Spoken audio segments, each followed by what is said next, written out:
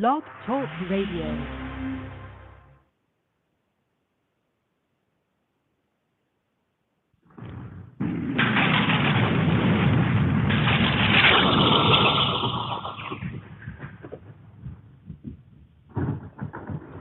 Glory to the Most High Jah, Rastafari, King of Kings, Lords of Lords, conquering Lion of the tribe of Judah, elect of God, light of the world, is His Imperial Majesty, Emperor Haile Selassie I. Protect my son David as he travel this lonely path. Steer my son far from bloody men who surround him with opinions sharp as daggers. Bless him with a vision to distinguish friends from foes. Bless his listeners with overstanding and patience. Remind the critics that all judgment belongs to thee. May the words of thy mouth and the meditation of thy heart be acceptable in thy presence, Selah. Psalm 48. Great is the Lord, and greatly to be praised in the city of our God, in the mountain of his holiness. Beautiful for situation, the joy of the whole earth, is Mount Zion on the sides of the north, the city of the great King. God is known in her palaces for a refuge, for lo, the kings were assembled. They passed by together, they saw it, and so they marveled. They were troubled and hasted away. Fear took hold upon them there, and pain as of a woman in travail. Thou breakest the ships of Tarshish with an east wind. As we have heard, so have we seen in the city of the Lord of hosts, in the city of our God. God will establish it forever. Selah. We have thought of thy loving kindness, O God, in the midst of thy temple. According to thy name, O God, so is thy praise unto the ends of the earth. Thy right hand is full of righteousness. Let Mount Zion rejoice. Let the daughters of Judah be glad because of thy judgments. Walk about Zion, and go round about her. Tell the towers thereof. Mark ye well her bulwarks. Consider her palaces, that ye may tell it to the generation following. For this God is our God forever and ever. He will be our guide forever, forever, forever, forever, forever, forever, forever.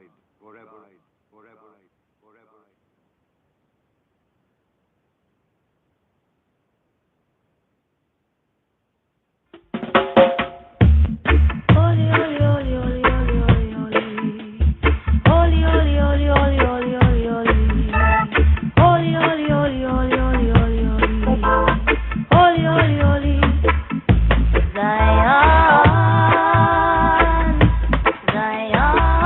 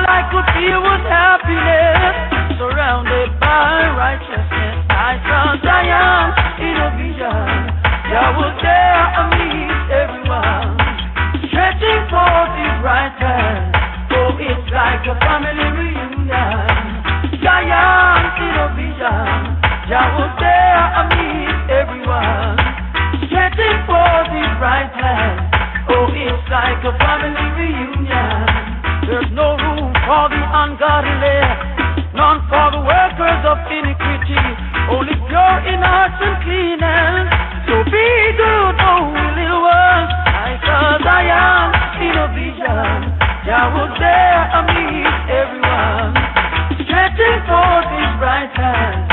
Oh, it's like a family reunion. Zion in a vision. Jah was there amidst everyone, stretching forth his right hand. Oh, it's like a family reunion. Everything seems so real. The oneness of Jah I could feel. His love filled me up. Oh Lord, I didn't want to wake up. I saw Zion in a vision. Jah was there amidst everyone, stretching forth his right hand. Oh, it's like a family reunion. I saw Zion in a vision. Say yeah. Say. We were all singing the same song, giving praises to the Almighty One. All I could feel was happiness, surrounded by righteousness. Zion in a vision. I mean it. Zion in a vision. Yeah, yeah, yeah. I saw Zion in a vision. I was there amidst everyone, stretching forth his right hand. Oh, it's like a family reunion. Family reunion.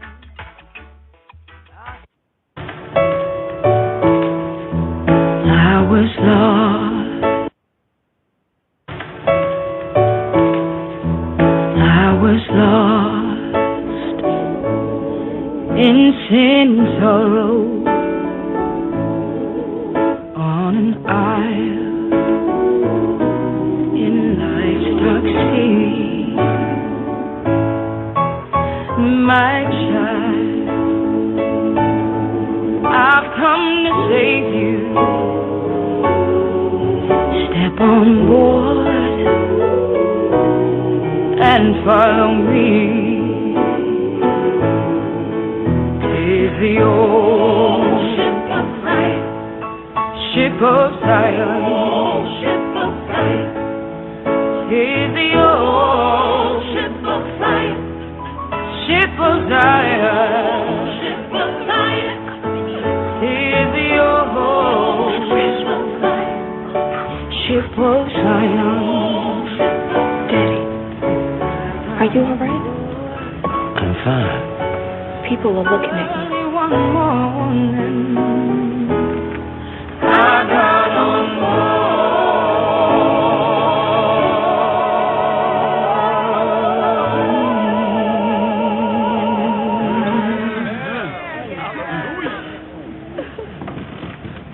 Rest with Jesus, Deacon. Thank you, sister, for the soothing truths in that old hymn. Amen. Safe with Jesus, the captain. No, he is. Kadamawi.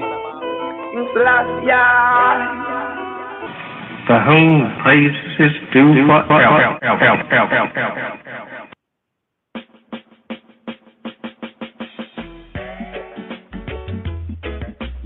Psalm 48. Great is the Lord, and greatly to be praised in the city of our God, in the mountain of his holiness. Beautiful for situation, the joy of the whole earth, is Mount Zion on the sides of the north, the city of the great king. God is known in her palaces for a refuge, for lo, the kings were assembled. They passed by together. They saw it, and so they marveled. They were troubled and hasted away. Fear took hold upon them there, and pain as of a woman in travail. Thou breakest the ships of Tarshish with an east wind. As we have heard, so have we seen in the city of the Lord of hosts, in the city of our God. God will establish it forever. Selah. We have thought of thy loving kindness, O God, in the midst of thy temple. According to thy name, O God, so is thy praise unto the ends of the earth. Thy right hand is full of righteousness. Let Mount Zion rejoice. Let the daughters of Judah be glad because of thy judgments. Walk about Zion, and go round about her. Tell the towers thereof. Mark ye well her bulwarks. Consider her palaces, that ye may tell it to the generation following. For this God is our God forever and ever. He will be our guide forever, forever, forever, forever.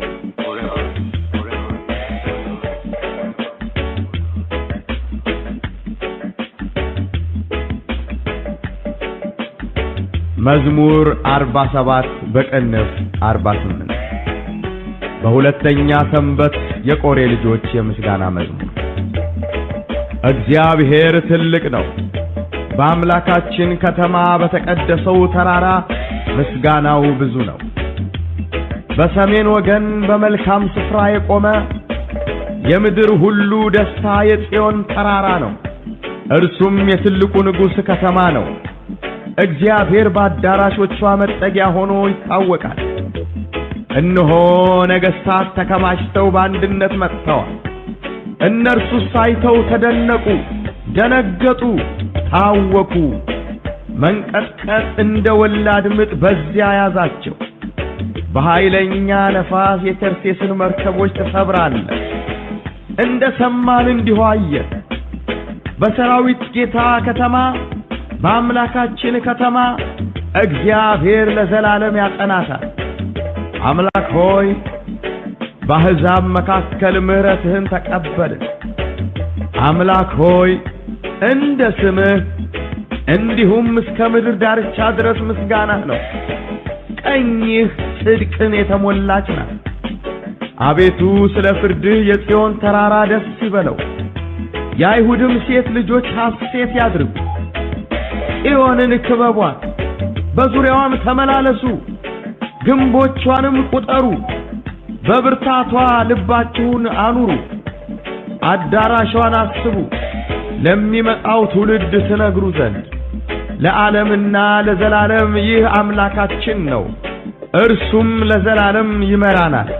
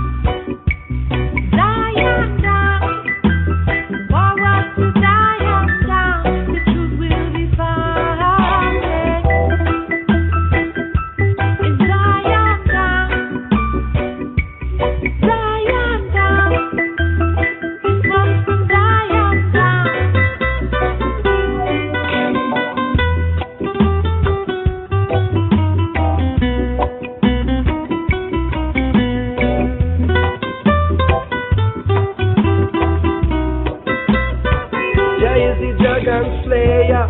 And he come and mash down naysayer and burn up that old betrayer like in the fires of Kilauea, where the lava's hotter than hot. I see the wicked in my run like a fox and I try to stay in prayer. Yes, in this time, yes, we must beware.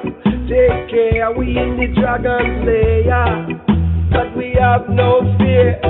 Jah is the dragon slayer. Let it rain, let it rain, let it rain. Justice again, justice again. Let it rain, let it rain, let it rain. Let it rain, let it rain, let it rain. Let it rain, let it rain, let it rain. So what? Justice again, justice again. Let it rain, let it rain, let it rain.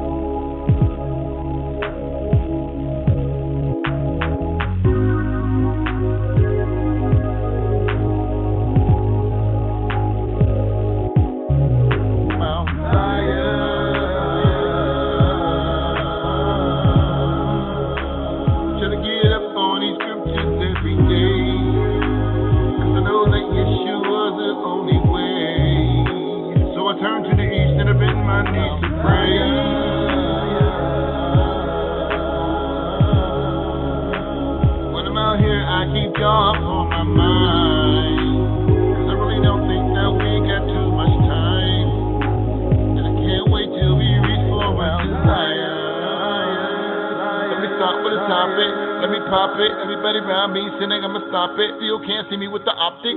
My thoughts too hot, so I dropped it. Coming from the roof like the Coptic. While you talk shit, I'm the pellet in the cockpit. While I'm on a straight path to the Ethiopic. When I breathe through, I be speaking the scriptures of poetry too. I be speaking in tongues, they call it Hebrew. Everything is you and then he said that we can do too. I'm getting loose, I'm a caboose. Haile Selassie, the first is the truth. The scriptures 100% of the proof. The conquering lion, that be the root. Mount Zion.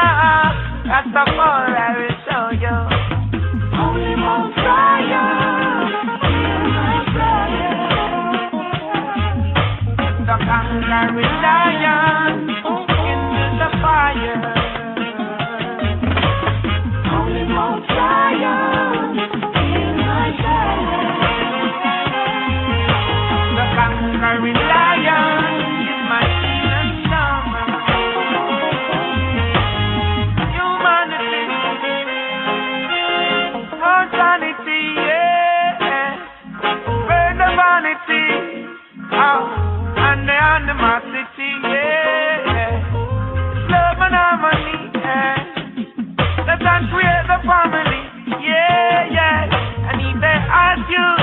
various earths I sing. Tell them not to hate from me. Only Mount Zion, heal my friend. The conquering lion, into the fire, to burn the fire out. Only Mount Zion, heal my friend. The conquering lion is my shield and armor. Those people are suffering, taxation got to leave it. They ain't getting nothing. Oh no.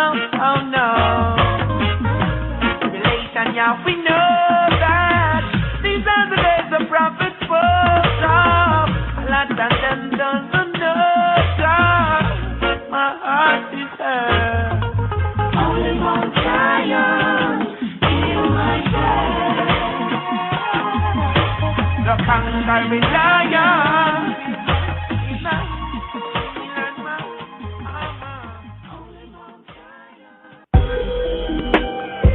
Book of the Prophet, Isaiah, chapter 51, verse 12 to chapter 15. Holy bind.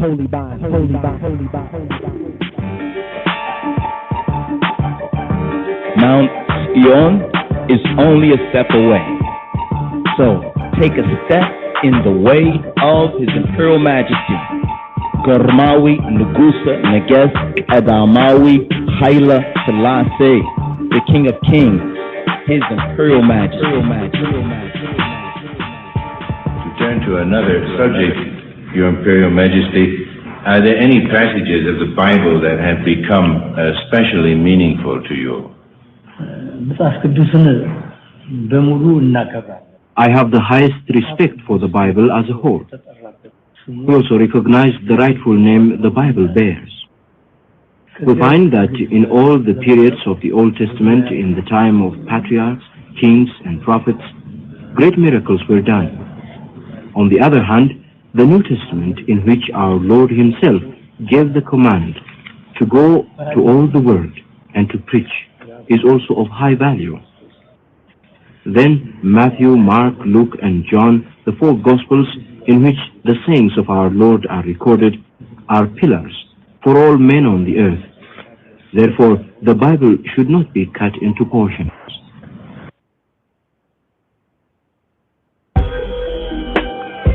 Book of the Prophet, Isaiah, chapter 51, verse 12 to chapter 52, verse 12.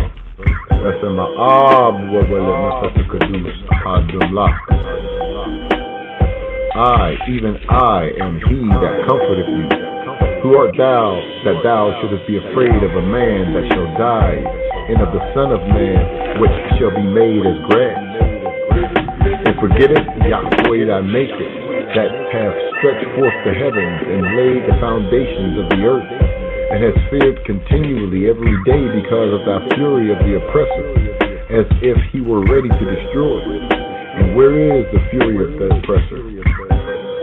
The captive exile hasteneth, that he may be loose, and that he should not die in the pit, nor that his bread should fail.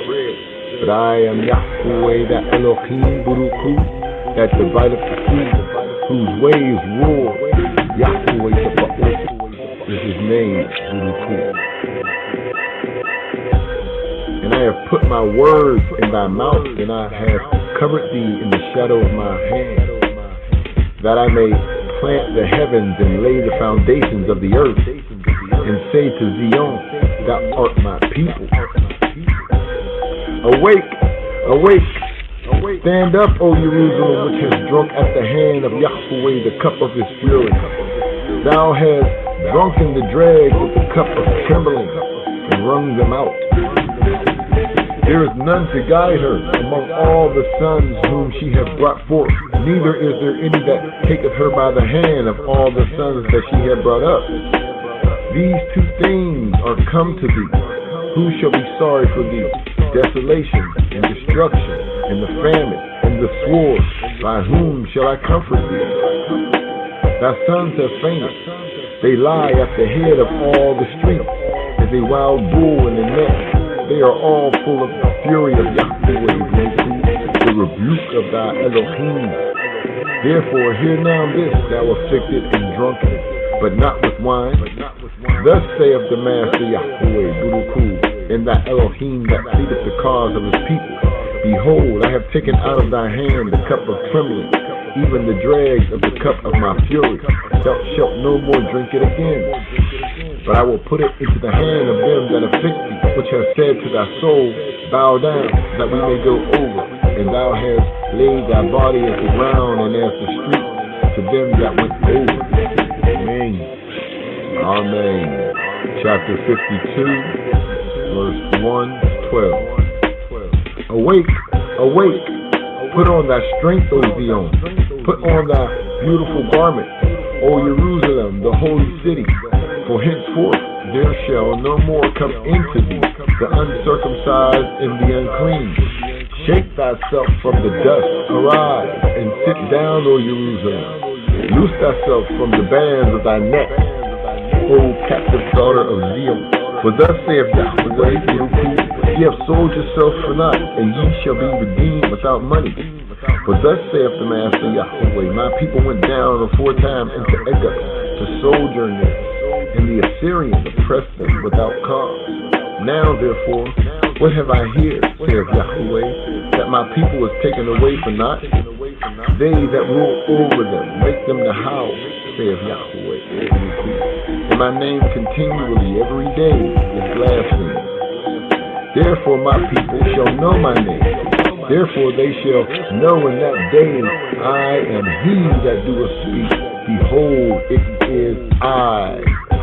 How beautiful upon the mountains are the feet of him that bringeth good tidings, that publish peace. Shalom. That bringeth good tidings of good, that publish salvation, that saith Zion, thy Elohim reigneth. Thy watchmen shall lift up the voice, with the voice together shall they sing, for they shall see eye to eye.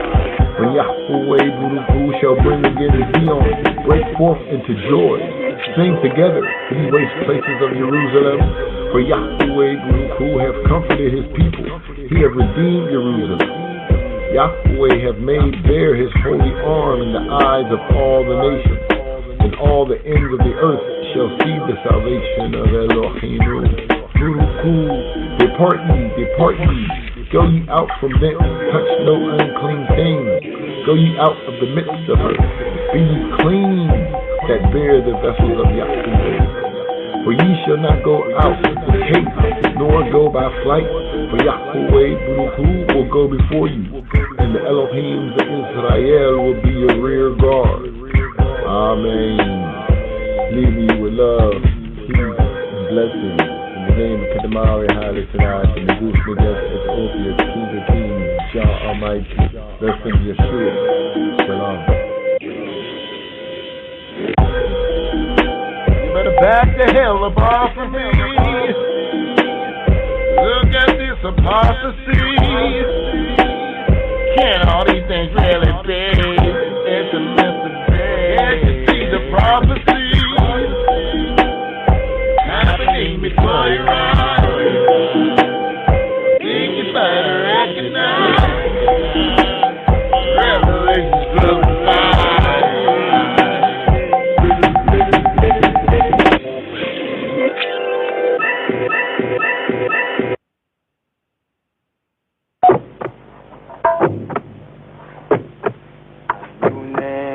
God and is a rebel among men, he didn't know like the name.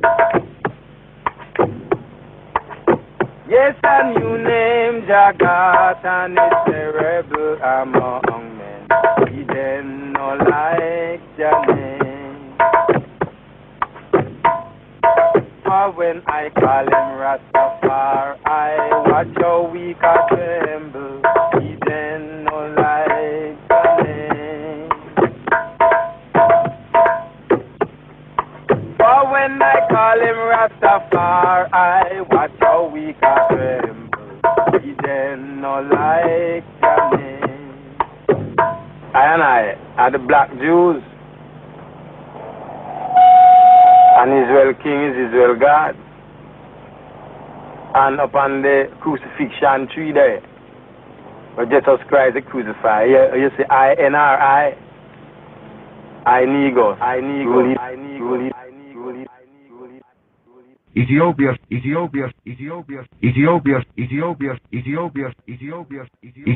shall soon stretch out her hands unto God.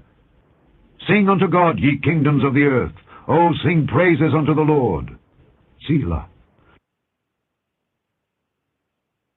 The Brit Chadasha Chadis Kidan Renewed Covenant reading for RSS number 48, Shoftim, Judges.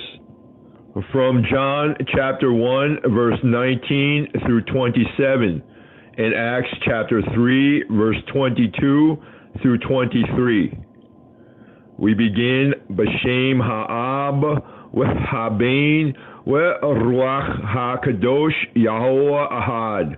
In the name of the Father, and the Son, and the Holy Spirit, He who He be, the One. John chapter 1, verse 19, Yotet, verse 20, Kaf.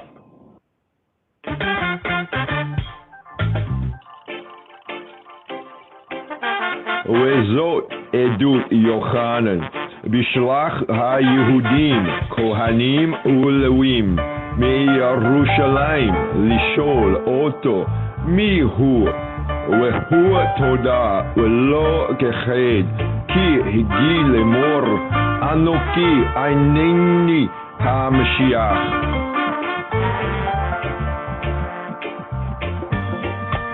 And this is the record of John, when the Jews sent priests and Levites from Jerusalem to ask him, Who art thou? And he confessed and denied not, but confessed, I am not HaMashiach, I am not the Christ. And they asked him, What then? Art thou Elijah? And he saith, I am not. Art thou that prophet? And he answered, No. Then said they to him, Who art thou, that we may give an answer to them that sent us? What sayest thou of thyself? He said, I am the voice of one crying in the wilderness, Make straight the way of Yahuwah, make straight the way of the Lord, as said the prophet Isaiah. And they that were sent were of the Pharisees. And they asked him and said to him, Why baptizest thou then, if thou be not that Mashiach, that Christ, nor Elijah, neither that prophet? John answered them, saying, I baptize with water, but there standeth one among you, whom ye know not. He it is, who coming after me is preferred before me, whose shoes latchet I am not worthy to unloose.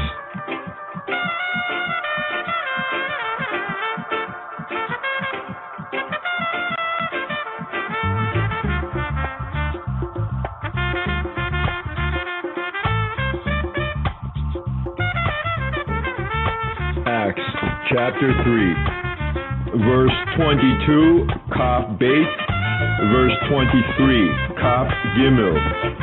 Hein, Moshe, Amar el Abotenu, Nabia Yakim Lakem, Yahuwah Eloheikim, Mikereb Acheikim, Kamoni, Alayu, Tishmaun, Kekol, Asher, Yidaber Aleikim, Wehaya.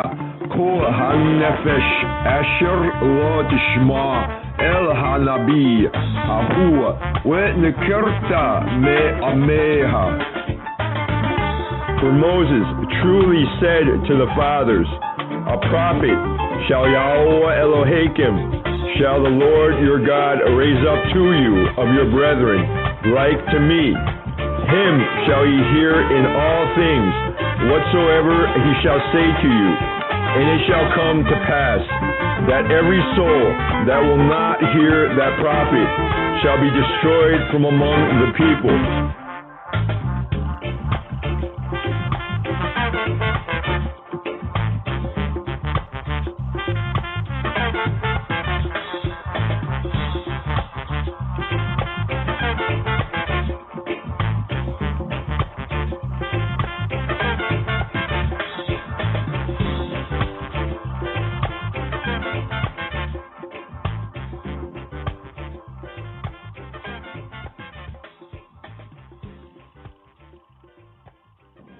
Kaborlakalu, Kaborladimtu, Kaborlachailu, Kaborlakeramawi, Haile Selassie, by Jesus Christos Sim. Glory to Word, glory to Sound, glory to Power, glory to Abinu, Melkenu, our Father, our King, the first power of the Trinity, in the name of Yeshua HaMashiach, Jesus Christ. Yes, I, Rastafari. If the white man has the idea of a white God, let him worship his God as he desires. We have found a new ideal. Because whilst our God has no color, and yet it is human to see everything through one's own spectacles, and since the white people have seen their God through their white spectacles, we have only now started to see our God through our own spectacles. We believe in the God of Ethiopia, the everlasting God, and we shall worship him through the spectacles of Ethiopia. Do you know what it is to be a man? To be a man is to bear resemblance of the Creator.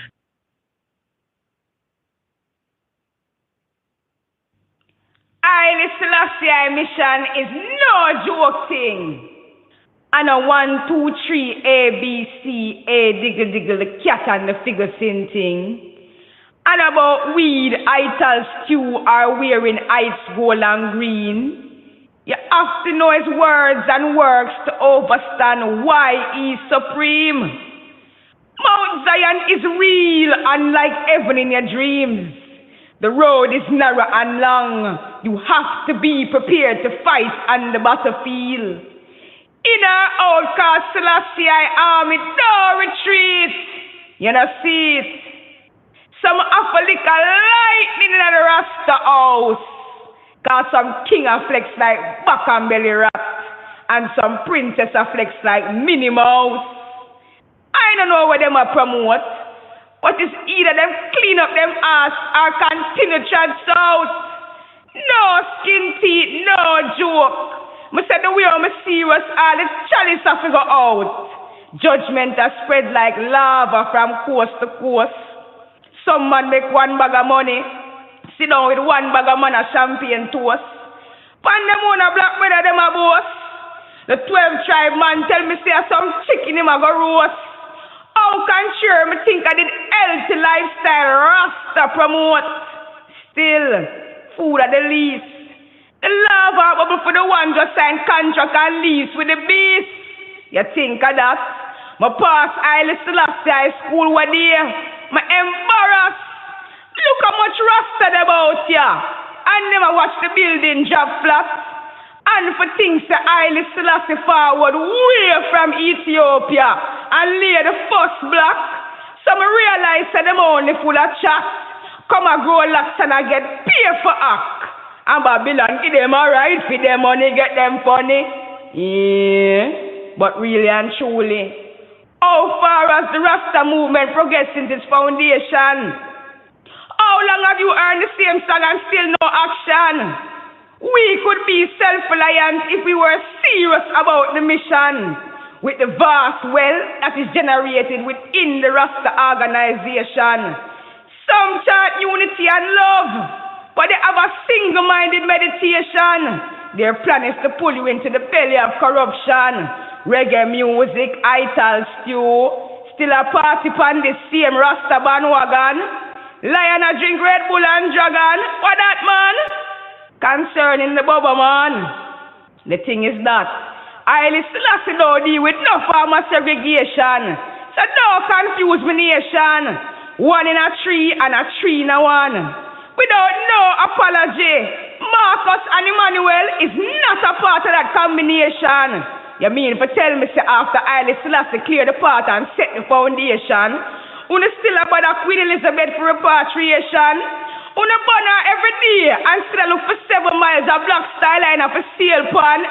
Ism and schism still on a wait pan Haile King Selassie like it's a milk and honey thing.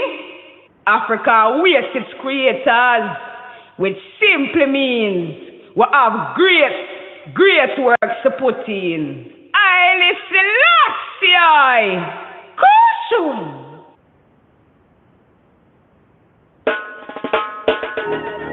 Are you ready? Are you ready? Are you ready? Are you ready? Are you ready? Are you ready?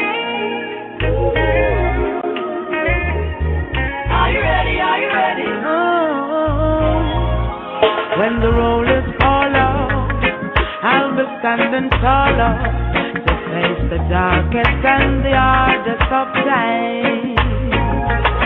We'll be taking care of all the children thereof, but if it's required, we'll be on the front line. You can call me by my name, I am ready to roll. Once the rules remain the same, how the story's been told. Call me anytime, never cop out. Lioness is on the rise, don't you ever have doubt. Never say never, willingness forever to fight and be strong. Once it's for better, I'll write every letter and moving right along. And I'll roll with the punches, accept changes, work with the formula, do what I have to do. And call me by my name, I am ready to roll. Once the rules remain the same, how the story's been told. Call me anytime, never cop out. Lioness is on the rise, don't you ever have doubt. When you are willing to serve, we have room to observe, to see if you can walk the walk you tell. Let me give you my word, my voice must be heard. Bravery is a piece of my heart. Call me by my name, I am ready to roll. Once the rules remain the same, how the story's been told. Call me anytime, never cop out. A lioness is on the rise. Don't ever have no doubt. When the roll is called up, we'll be standing taller to face the darkest and the hardest of times. We'll be taking care of all the children there are, but if it's required, we'll be on the front line. You can call me by my name, I am ready to roll. Once the rules remain the same, how the story's been told. Oh, me, never, anytime, lioness is on the run. Oh, yeah, call me by my name, I am ready to roll. Once the rules remain the same, how the story's been told. Call me anytime, never cop out. A lioness is on the run, ready to roll. Call me by my name, I am ready to roll. Once the rules remain the same, how the story's been told. Call me anytime, never cop out. I'm ready when you're ready. Yeah, don't you ever have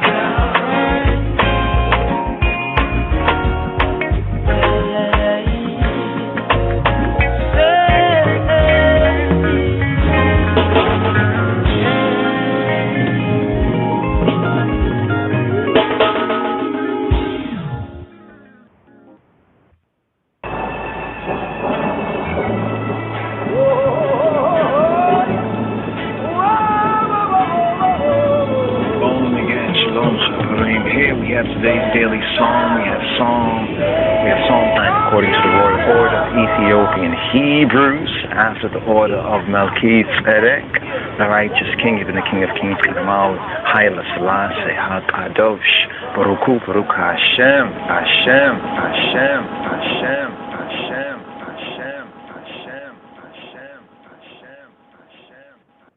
Psalm 55. מזמור נ"ה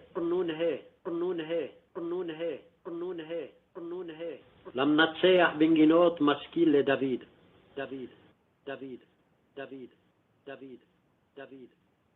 Give ear to my prayer, O God.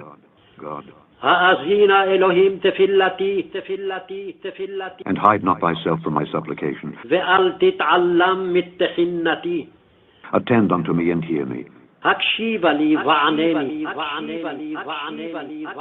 I mourn in my complaint and make a noise. أريد بسحي وأهيما وأهيما وأهيما وأهيما وأهيما وأهيما وأهيما وأهيما. Because of the voice of the enemy, because of the oppression of the wicked, for they cast iniquity upon me, iniquity upon me, iniquity upon me, iniquity upon me, iniquity upon me, iniquity upon me, iniquity upon me, iniquity upon me, iniquity upon me. Iniquity upon me, iniquity upon me, iniquity upon me, iniquity upon me, iniquity upon me, iniquity upon me. My heart is sore, heart is sore, heart is sore within me, and the terrors of death, the terrors of death, the terrors of death, the terrors of death, the terrors of death, the terrors of death, the terrors of death, the terrors of death, the terrors of death, the terrors of death. Fearfulness and trembling are come upon me, and horror hath overwhelmed me. And I said, oh, that I had wings, oh, that I had dove, that I had dove, that I had dove, that I had dove, that I had dove, that I had dove, that I had. For then would I fly away and be at rest, and be at rest, and be at rest, and be at rest, and be at rest, and be at rest, and be at rest. Lo, then would I wander far off, and remain in the wilderness, remain in the wilderness, remain in the wilderness, remain in the wilderness, remain in the wilderness, remain in the wilderness, remain in the wilderness, remain in the wilderness, remain in the wilderness. I would hasten my escape from the windy storm and tempest. Destroy, O Lord, and divide their tongues. For I have seen violence and strife in the city. Day and night they go about it upon the walls thereof. Mischief also and sorrow are in the midst of it. Wickedness is in the midst thereof. Deceit and guile depart not from her streets. For it was not an enemy that reproached me. Then I could have borne it.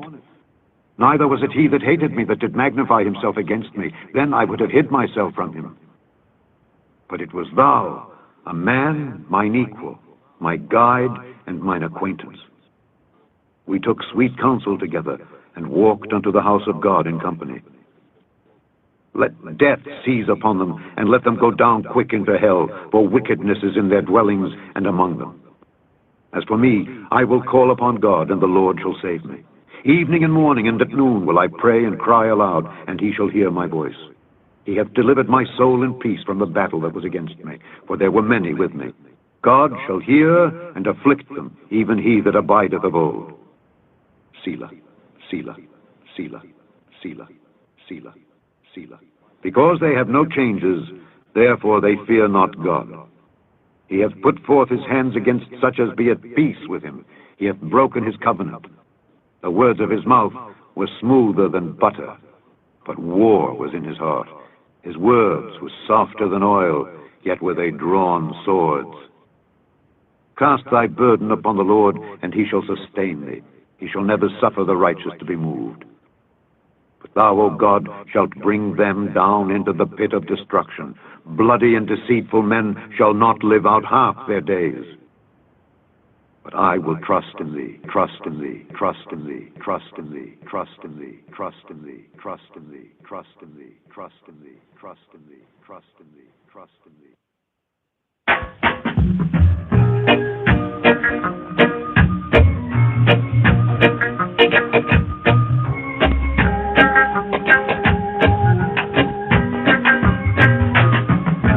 Man to man is so unjust.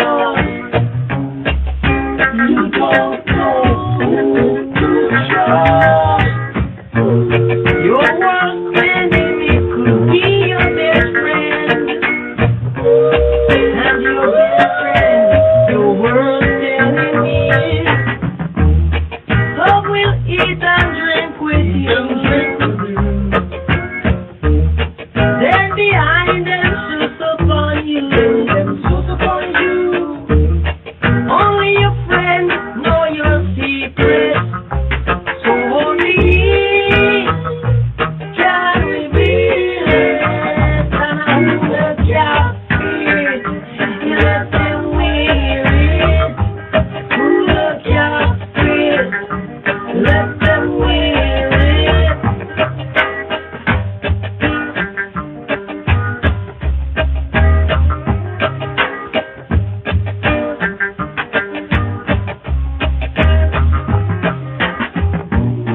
Some will hate you, pretend they love you now. And behind you, try to eliminate you.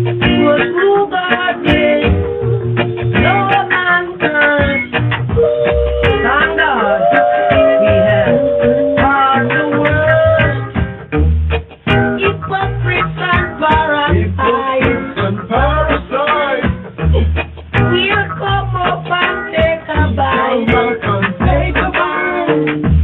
And this night should turn to day.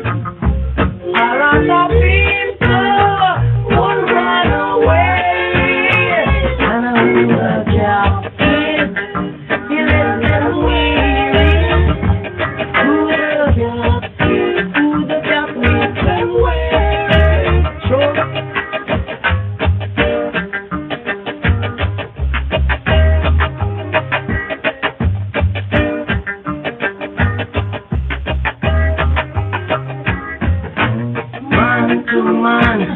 It's so hard, children out. You don't know who to trust. Your worst enemy could be your best friend. And your best friend, your worst enemy. So will eat and drink with you. And drink with you. Then behind them upon you. Only your friends know your secret. So please, carry it. Now let them wear it. Yes, to the captain. Let them wear it. So here, we in the 49th sabbatical study. You know, I got 54 about to fulfill this Shana this semester. Here we're at Key Tetzei 49th sabbatical study for this Shabbat Strong. So here, let's go to some Q&As, the previous for continuity.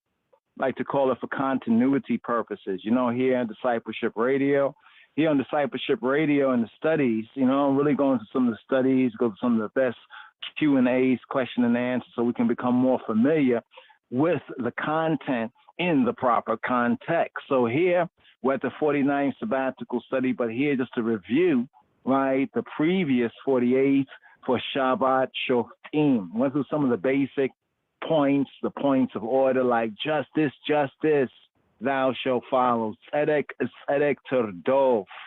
Key words right there. Justice shalt thou follow. Tzedek terdof. Justice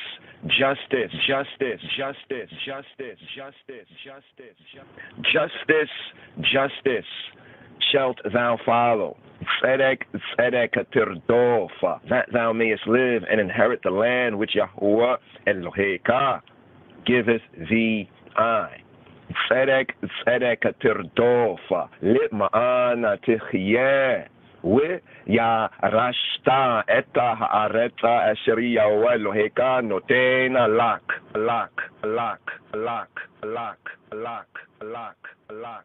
Yeah, so here in this sabbatical, the previous Shabbat Shoftim, Sabbath Judges, Sendet Farajoch, we have 72 Q&As. Now, I think we need to go on a kind of literacy campaign just among our people. I know some things we're like maybe you're a little ashamed of or whatever, because you know how children are and how people are. A lot of people still are like they were like children, but there's some things that the basic skills of reading, writing, and arithmetic. Those are some basics, and not to put nobody down, because many times we have to go back to the basics, even ourselves. You know, when we come in some difficulty at a certain level of our study. So right here, some of the basic Q&As, going to go through about, let's see, about 18 of them. You know, 18 of them. We have a further breakdown of these 72 Q&As for Shabbat Shoftim. So let's begin off with the first Chabarim right here. Shabbat Shoftim, Rastafari sabbatical table talk reason right here with Q&A number 1, right, for Parashat Shoftim. What does the word Shoftim mean, Chabarim? Here we pick up with Deuteronomy 16 and 18. Chapter 16, verse 18. Shoftim means judges or magistrates. The plural of shofet. Shofet, a singular judge, shofet, or some might not say shofet, right? And we have shoftim, plural sense. Generally, judges were esteemed Levites, Levitical, right? Levitical brethren them, right? Or in the context of bringing out, even in the later times, come to our modern times, Torah sages, Torah scholars, scholars of Torah, John's direction instructions, who were entrusted by the community to discern and interpret Yahweh Eloheinu, Jehovah's Torot, direction instruction, the Torah overall, the direction instruction, the various direction instructions, and to settle disputes for Ha'am, for the people, Ha'am, for Amo, Yisrael, the people of Yasharallah, the people of Israel. Question number 2, RSS, Shoftim, Q&As. What does the word Shotarim mean, Chaverim? This is also found in Devarim, Deuteronomy chapter 16 at verse 18. Now, when we read it from the Hebrew, it says Shoftim and Shotarim. Shoftim, judges and officers shall thou make in all of thy gates. So what does Shotarim mean? Originally, Shotarim, it referred to overseers, or in the context of like officers, overseers, officers in Mitzrayim, in the mitzvahs, the two lands, in the Sematawi, also known as Tameri, and later on after the 11th dynasty known as Kemet, in the two lands, aka in ancient Egypt. Originally, Shotarim were the overseers or officers in Mitzrayim. According to Exodus, Shemot, Sefer Shemot, book of Exodus, chapter 5, verses 6, verse 10, verses 14 to verse 19.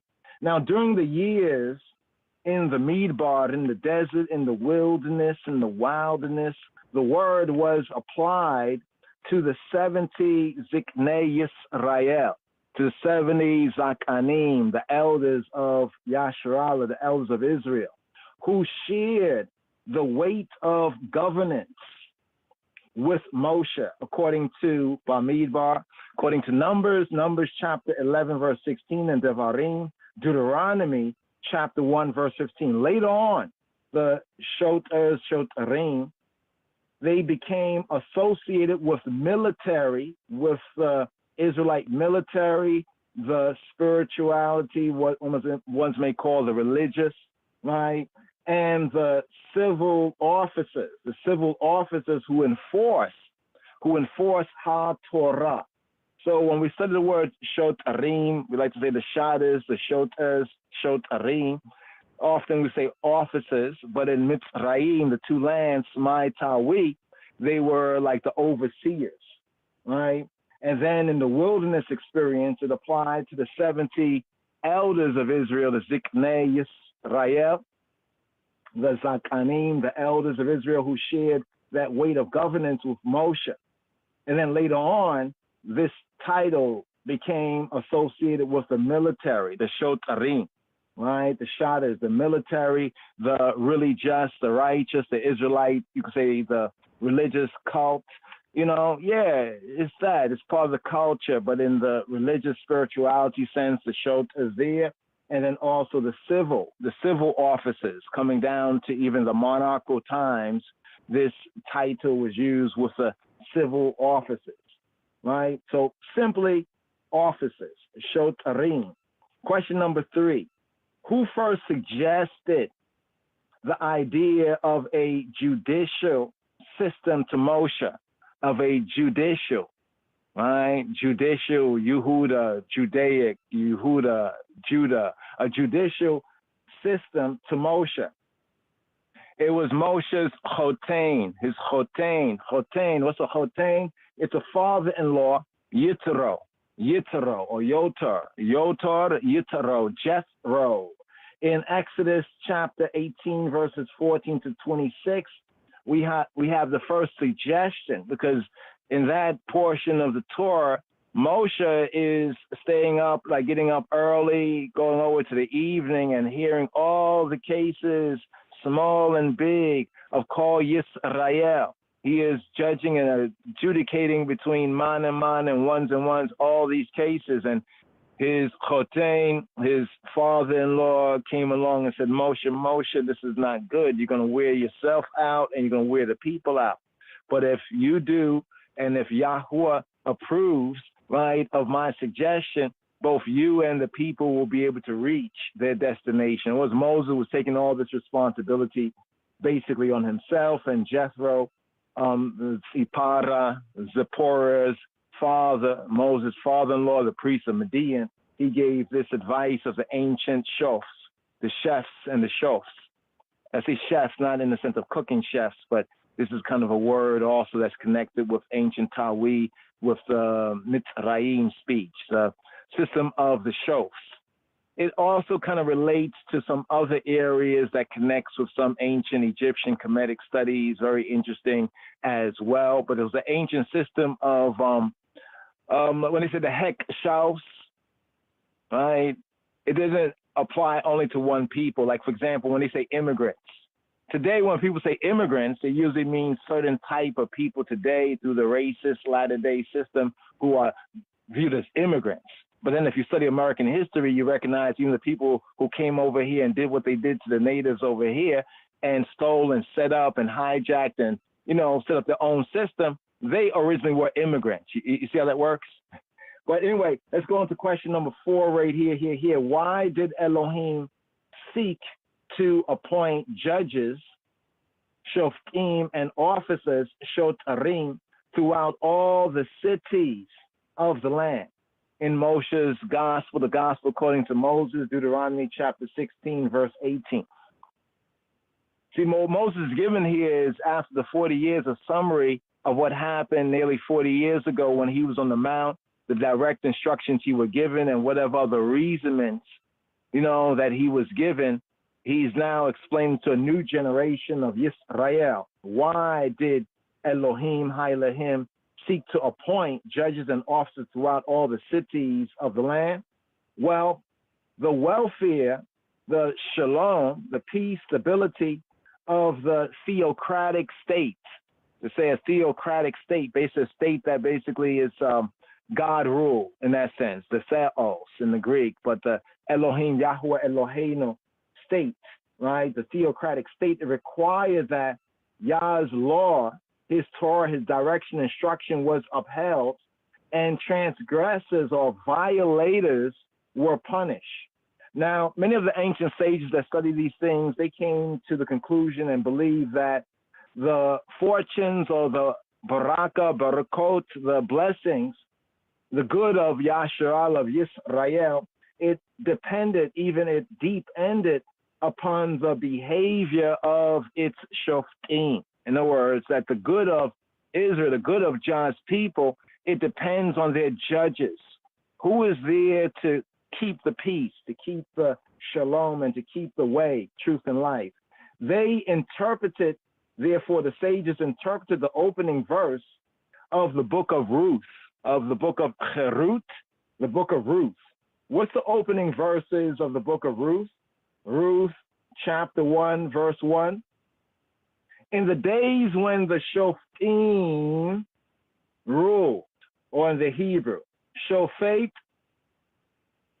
shafot ha-shoftim, shafot, judging ha-shoftim, the judges, or translated as when the judges ruled, shafot ha-shoftim, judging, right, the judges. So in other words, in the time when the judges were judging, right, it says there was a famine in the land.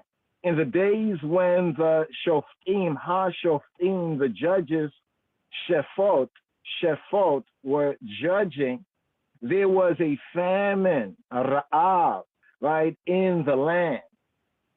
Ruth chapter 1, verse 1. So the sages took this to mean that the shoftim, themselves were themselves judged. So the judges who were supposed to be keeping peace and order and right and righteousness, they were ruling at this time, and then there was a famine at this very time that they were ruling. This means that the judges were themselves judged. And therefore the sages, they came to the conclusion for the reasoning and reading of this, that this is why the famine was decreed upon the land. And then they compare this with the Psalm 11:3, that reads, if the foundations are destroyed, what can the righteous do? If the foundations are destroyed, one interpretation of the Hebrew, I think this is where the King James brings it out, but if the foundations are destroyed, what can the righteous do? Another reading of that verse in the Hebrew, for knowledge of ancient biblical Hebrew, is that when the foundations are being destroyed, what do the righteous do? So the next level of that interpretation in the Hebrew school of thought, right, is not just that if the foundation is destroyed, what can the righteous do? Well, if the foundation of government, of truth and right is destroyed, even the righteous will have a hard time to do anything because that righteous foundation has been destroyed. But at the next level of reading the Hebrew is when the foundations are destroyed, are being destroyed. Those who are righteous, what are you doing? Question number 5 right here. Who was responsible for appointing Shoftim, the judges? According to Deuteronomy chapter 16, verse 18. Now, there's a corollary to this. A related aspect is that, like in Psalm 82, where it says, I've said ye are gods, all of you are children of the Most High. Well, most people miss. They zoom in on that and say, we all gods, we all gods. That's a garbage view of the world. No, the psalm in its proper context was a judgment of the judges. That Psalm 82, the third day, Tuesday evening psalm, was a judgment of the judges. If you read through, right, it says that the Almighty stands in the midst of the Elohim, because the judges were also referred to as a collective based on whose judgment they were supposed to render as being the Elohim. So that's just a corollary there. But who was responsible, question 5, for appointing judges? The people, Ha'am, Amo Yisrael, the people of Israel themselves selected qualified men to serve as Shoftim based on their Hasidim, their kind of set apart character, their godly character, one could say, and their abilities. And based on their abilities and their knowledge ability of Torah, right, of the Torah, their abilities as Torah sages, as scholars of Torah. Later on, this became a function of what we call in the Hebrew the semicha. What is semicha or semikah? Semicha is ordination. Literally, semicha is a laying on of hands. It's kind of interesting because in the sense of this particular word here, it's like that hand sign of His Majesty. You know, the hand sign, some say the Trinity hand sign. That's also the sign that when one made an offering of an animal or a sacrifice, like for a sin, a chet, and they had to pronounce why this substitutional offering is being offered, they would have to lay both hands upon the head of that animal. And the way they would lay it is like the Hebrew letter samek. Therefore, we have the semikah.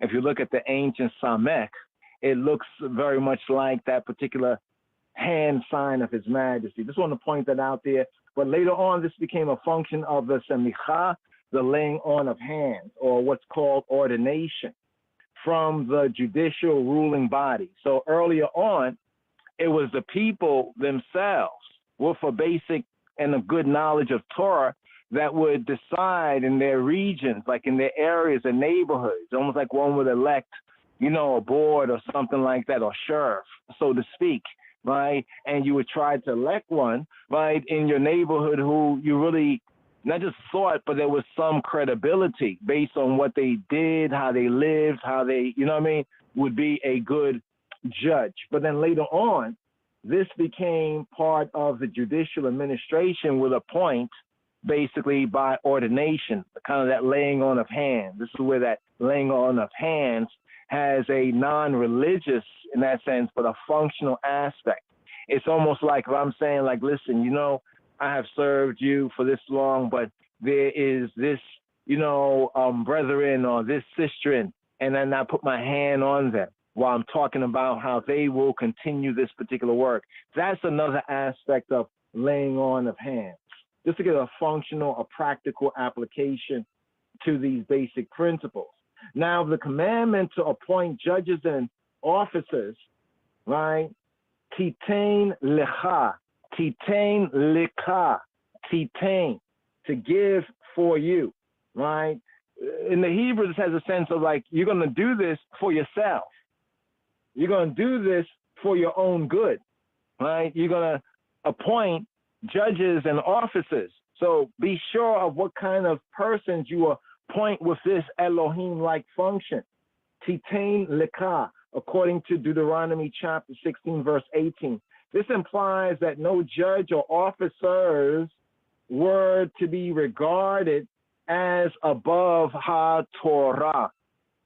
Right? So even the judges and officers, as Psalm 82 brings out, they can be judged. That's what it says. I've said all of you are Elohim. That was, according to the Hebrew, the title ascribed to judges, but children of the Elyon, of the highest, but y'all shall die like men and fall as one of the princes. In other words, sometimes people in a certain office or role, it will go to their head, so to speak, but their heads are not higher, right, than the Almighty's head, or than our mother, HaTorah.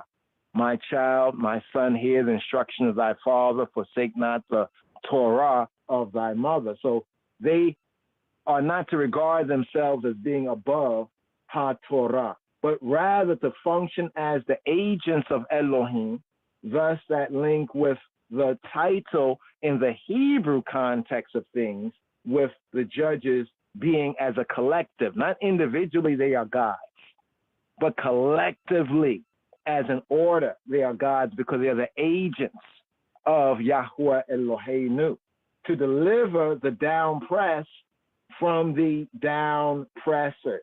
And thus, if they had that role and responsibility and did not do that, then woyo. We have to remember, a lot of people say, well, if God is a loving God, why all these things happen? According to the same narratives, there was a choice there, right? It's like people like us wanted to know, right, have that knowledge and experience with knowledge of things told, things beneficial and things unbeneficial. And this is where the rest of the Torah and the scripture applies. Some people think that when it says that the Almighty, he orders in some situation things that are not very seemingly good. But there's a verse in the scripture that says that evil shall slay the wicked. So there's a role for evil, right? What's wrong is when evil doing slays the righteous. And the judges do not take proper action to remedy that situation. Question 6 right here. How were judges to judge the people? According to the same verse, Deuteronomy chapter 16, verse 18. So it's one verse. We're breaking down important applications and scriptural contextualities of this. Because sometimes people read the English, the King James Version. Sometimes these versions can make God seem confused, like a lie. It doesn't really make sense because some things need to be studied so you can know the truth, right? Never think that a translation has the force of the original, but it's just an approximate. And sometimes it's more close to the target, sometimes it's off, right? For our people, come make I study to show ourselves approved. So how were the judges to judge the people? According to the scripts, mishpat tzedek, mishpat tzedek. Mishpat is judgment and tzedek is righteous. Mishpat tzedek. They were to judge the people with righteous judgment. That is according to the principles of tzedakah. Tzedakah. So we have tzedek, righteous, and tzedakah is righteousness. And in the deed of doing within the community, tzedakah is also the term that we use for charity. I like to bring out the translation for the spirit of the Hebrew as righteous giving. Righteous giving. Since tzedakah in basic Judaism among Torah observant Yehudim and Israelites, it's charity, it's giving. But as you study the scripture, it also brings out the sense of righteousness. So as an act, it is giving or righteous giving. So once again, they were to judge the people by mishpat tzedek, righteous judgment according to the principles of tzedakah, righteousness. They were to model themselves after the Anshe Hayil, the Anshe Hayil, like Hayla, like power, the men of power, the Anshe Hayil, as we have in Proverbs chapter 31, at verse 10, it speaks about the virtuous woman, or in Hebrew, the Eshet, the woman Hayil. Eshet Hayil, the woman of valor, the woman of virtue, the woman of strength. So the judges were to model themselves after the Anshe from Anashim. Anashim, as a word in itself, is men. Anshe in the Hebrew is constructive. So it basically means men of. That means it needs a qualifier. Anshe Hayil is the men of Hayil, the men of power, the men of ability. How the word Hayil, like Hayil, we say Haile Selassie, but the word Hayil is also Shemitic, African Shemitic, and Hebrew. In the Hebrew context, that word Hayil, that simply can mean might and power. It also means ability, and it can mean valor and virtue. You know, like I say, patience is a virtue. The word virtue means a strength. So men of strength, Anshe Hayil. The Anshe Hayil are the ones that Moses chose, like to be the Ziknei Yisrael, Ziknei, elders of. Ziknei, the singular, be elders of. Anybody who know Hebrew be like Ziknei Ma. Ziknei what? Right? The Ziknei Yisrael. In the singular sense, right? Zakanim, the elders of Israel. Now the term mishpat from shafat, right? Mishpat. Mishpat in Hebrew, right? The term mishpat tzedek, it implies a verdict, right, that will benefit, right, both parties involved. A mishpat, a judgment, right? Tzedek, or you can say zedek, mishpat zedek in plain kind of an English way, more enunciated as mishpat tzedek, right? A righteous judgment that would benefit both parties. The wrong party will be given restitution. The one that was wrong will be given restitution. While the guilty, right, the guilty party will be given an opportunity to do teshuvah, to repent, to think different, right, to pay up, to change their mind, to repent, to think different. Question number 7. What 3 characteristics must a judge, a shofet, right, a danya, a faraj, a judge possess? According to the next verse, Deuteronomy 16:19. What 3 characteristics, what 3 midot characteristics? 1, they must not be partial, or to say like, they must not show partiality, be partial. They must not be unrighteous. They must not take bribes. Or in the Bible, King James brings that out as gifts, but more in the Hebrew context, it's bribes, right? They must not be unfair, right? Unrighteous. They must not show partiality, non-partial, and they must not take bribes. This implies, of course, that they revere Yahweh Eloheinu, that they revere He who be, our almighty power, and therefore love Ha'emet, love the Emet, love Ha'emet, love the truth, love the reality, and don't deal with no folly. Question number 8. Why are bribes considered a grave offense in matters of justice? And when we say grave offense, in some cases, taking bribes will end one up in the grave, you know, because of how it has perverted justice and affected the lives and well-being of the people. So why right? Why are bribes considered a grave offense in matters of tzedek? You know, we say zedek, we say Melchizedek, zedek, but what is tzedek? Getting to the root of the matter. Deuteronomy chapter 16, verse 19. Well, a bribe, right, or a gift, right, or expecting to be given something, right, to get something. A bribe is an attempt to persuade someone to judge in one's favor. Now, in the real so-called world, right, or the really real, like outside of just the scriptures and the studies here, we see that many times, right? Sometimes ones, even among people and people, friends and friends. You know your friend is wrong, but your friend hook you up. You don't want to say your friend is wrong, right? Why? Because you get something, you think that if you tell your friend that your friend is wrong, and you also probably know your friend is unrighteous too. Because if you tell your friend is wrong, right? Your friend, you know your friend going to stop hooking you up or giving you something, right? So that means even on a personal level, you've been bribed, right? And that's a grave offense. You know what I mean? That's a grave offense right there. So a bribe is an attempt to persuade someone to judge in one's favor. And therefore, this will pervert the cause of the righteous.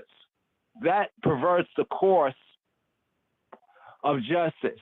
The course of justice, and that perverts the cause of the righteous, the victim, the person who's seeking some restitution, right, for the wrong done to them. Now, the sin, the chet, the lack, the missing the mark, the uckery, the effery of accepting a bribe will actually damage the judge's vision. Will damage the judge's vision. Now, when we say this here, it's not saying, okay, people use glasses or whatever. No, we're not talking about that. But it means that it will pervert how they rule in other cases, how they see other cases. All right? So you have a good judge. All this time, they ruled according to Ha-Torah, right, and what is right and accurate. But then they accepted this bribe in this one case, and they were perverted in the course of justice in that case. If you notice, the cases after that will also show, you know what I mean, that the curse causeless shall not come. That because of that accepting of that bribe and perverting the course of justice, it starts to adversely affect even what formerly was good and righteous judgment. Question number 9. Why is the word justice repeated in the Hebrew of Deuteronomy chapter 16, verse 20? Tzedek, tzedek terdof. If you notice in the King James Version, it's brought out in another way, you know, of translate. I think it says, that which is altogether righteous, thou shalt follow, something like that, right? That which is altogether, you know, is some weird translation. When we look at the Hebrew, it's much clearer. It says, it repeats the word justice. Tzedek, tzedek terdof. Justice, justice, or to say righteous, that which is righteous, justice, tzedek, zedek, terdof. Terdof, you shall run after, you shall pursue. Even in the context, it might even be brought out as, you know, you shall prosecute it. But the literal sense of terdof is speaking to an individual male. So this statement is speaking to all the justices, all the judges as one man. Just as Yisrael is also spoken to in the 10 words, what's called the 10 Commandments, the 10 words, as one man. So it's a corporate. We would interpret this even in light of modern legal jurisprudence and jurisprudence, the science of it, as corporate law. So even here in saying tzedek, tzedek terdof, it's like speaking to one man, but all of the man is being spoken to as one man. So I mean, if one of our fellow judges does such a thing, this now has an adverse effect on us. And if that one justice does right, then that also has an effect on us. It should encourage us to do right as well. So tzedek, tzedek terdof, you shall pursue. The word is actually to pursue, right? To follow, but in the sense of hot pursuit. The repetition of the word tzedek, that one must pursue, terdof, tzedek, justice, using just means, certainly not through deceptive or underhanded methods. In other words, in the Hebrew context of things, from studying the scripts here and even from the time of the sages, that one cannot even use entrapment, right? That entrapment. Let one entrap themselves. But if we set up a system of entrapment at justices, that right there can be and should be construed, right, as perverting a course of justice and not following the command of justice, right? So using underhand methods, entrapment.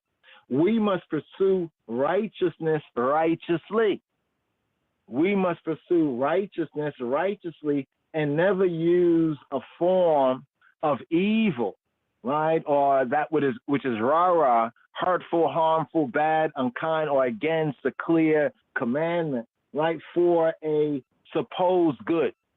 You know, I think there's a lot of funny statements they use nowadays. You know, for the greater good. What? You know what I mean? Things like that right there for a supposed good. For example, torture to obtain information in war, according to a clear, right, understanding and context of Torah, is not tzedek, right? Torture, right, in order to get information, right? Because you notice what we say about the bribe. Once you go down that way, it kind of takes you more and more off of the way, right? You go astray from the way. It's like you veer off of the course, and over time, because of the trajectory of that wrong angle, that wrong path you've gone off, you know, can't tell the forest for the trees, so to speak. Question number 9. What was the goal of the Torah collectively, the direction, instruction for the people, Ha'am, for Amo Yisrael? And why for lack of a better word, a legal code, or a code that can be applied in certain instances in what they call legal, right, or lawful way? Well, speaking of HaTorah, right, speaking of the Torah, we find Proverbs chapter 3, verse 17, Chabarim. And speaking of HaTorah, what does it read in the Mishlei Shlomo, in the Proverbs of Solomon? Her ways, Torah? Yeah, she, her. Her ways are ways of pleasantness, and all her paths are shalom, or peace. So speaking of HaTorah, we find Proverbs 3 and 17 that says that her ways are ways of pleasantness, and all her paths, all of Torah's paths, are shalom, or peace, or healthy, or helpful. The goal of HaTorah is the administration of tzedek, of justice, which is a state or a condition of shalom, peace. Without HaTorah, such direction, instruction, there would be anarchy and destruction. In fact, when we speak about from an Israelite perspective, this is one of the reasons why we wandered so far from home and then, you know, got picked up and transported across the Ethiopian Ocean over here to the Americas and the Caribbean. When you really think about it, we was not able to resist nothing. You know what I mean? We couldn't, right? Because that which was, right, her ways, we had forsaken, and we was out of her path, right? So without HaTorah, there would be anarchy and destruction. Life would be, quote, as it has become, right, for many ones and what we experience now, short, nasty, and brutish.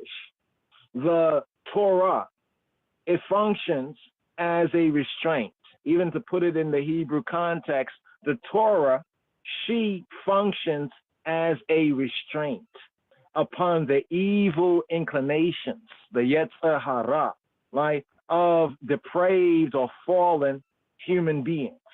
Therefore, we can compare even in the Brit Chadasha sense, a New Testament sense, Rabbi Shaul, aka the Apostle Paul's statements that he has in 1 Timothy chapter 1, verses 9 to 11, and Romans chapter 5, verse 20, and Galatians chapter 3, verse 19.